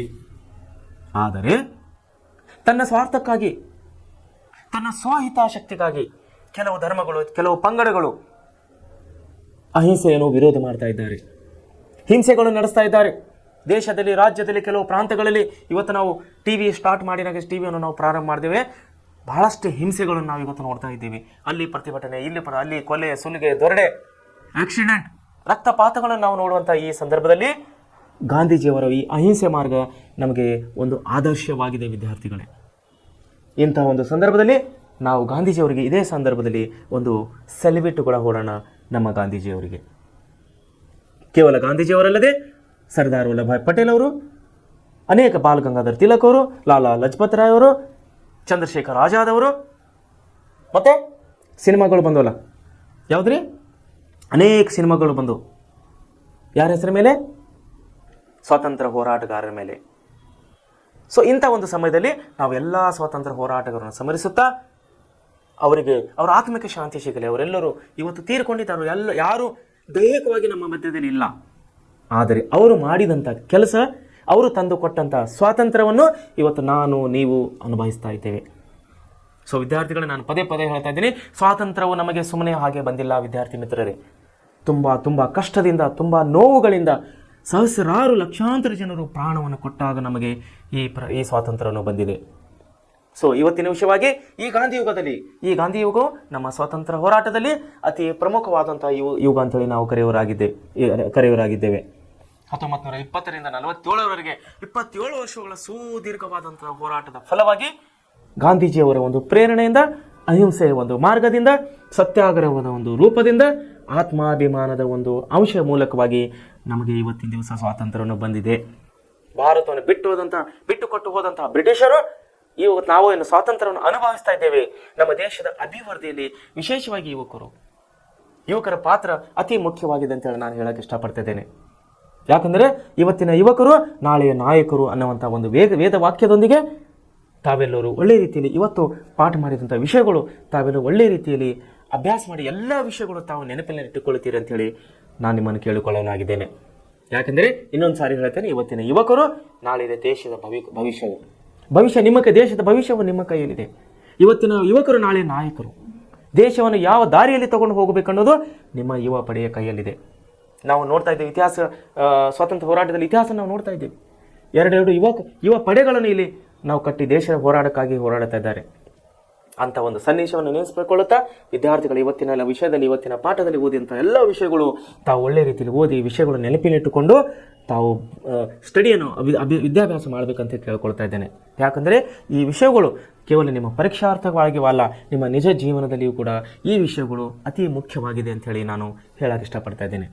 ಸೊ ನಮ್ಮ ಈ ಸಂಸ್ಥೆಯಿಂದ ಕೊಡುವಂಥ ನಿಮಗೆ ಈ ಪಾಠಗಳು, ನಿಮಗೆ ಆನ್ಲೈನ್ ಕ್ಲಾಸಸ್, ಇವೆಲ್ಲ ವಿಷಯಗಳು ನಮ್ಮ ಸಂಸ್ಥೆಗೆ ತಾವು ಒಂದು ಸೆಲೆಬ್ರೇಟ್ ಕೊಡಬೇಕಂತ ಹೇಳಿ ಕೇಳ್ತಾ ಇದ್ದೇವೆ. ಬದಲಾಗಿ ನಮ್ಮ ನಮ್ಮ ಸಂಸ್ಥೆ ಮೂಲಕವಾಗಿ ನಿಮ್ಮನ್ನು ನಾವು ರಿಕ್ವೆಸ್ಟ್ ಕೂಡ ಮಾಡ್ಕೊಳ್ತಾ ಇದ್ದೇವೆ, ತಾವು ಒಳ್ಳೆ ರೀತಿಯಿಂದ ಅಭ್ಯಾಸ ಮಾಡ್ಕೊಳ್ಬೇಕಂತೇಳಿ.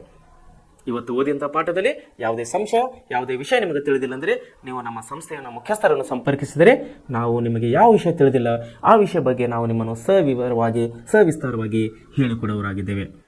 ಧನ್ಯವಾದಗಳು.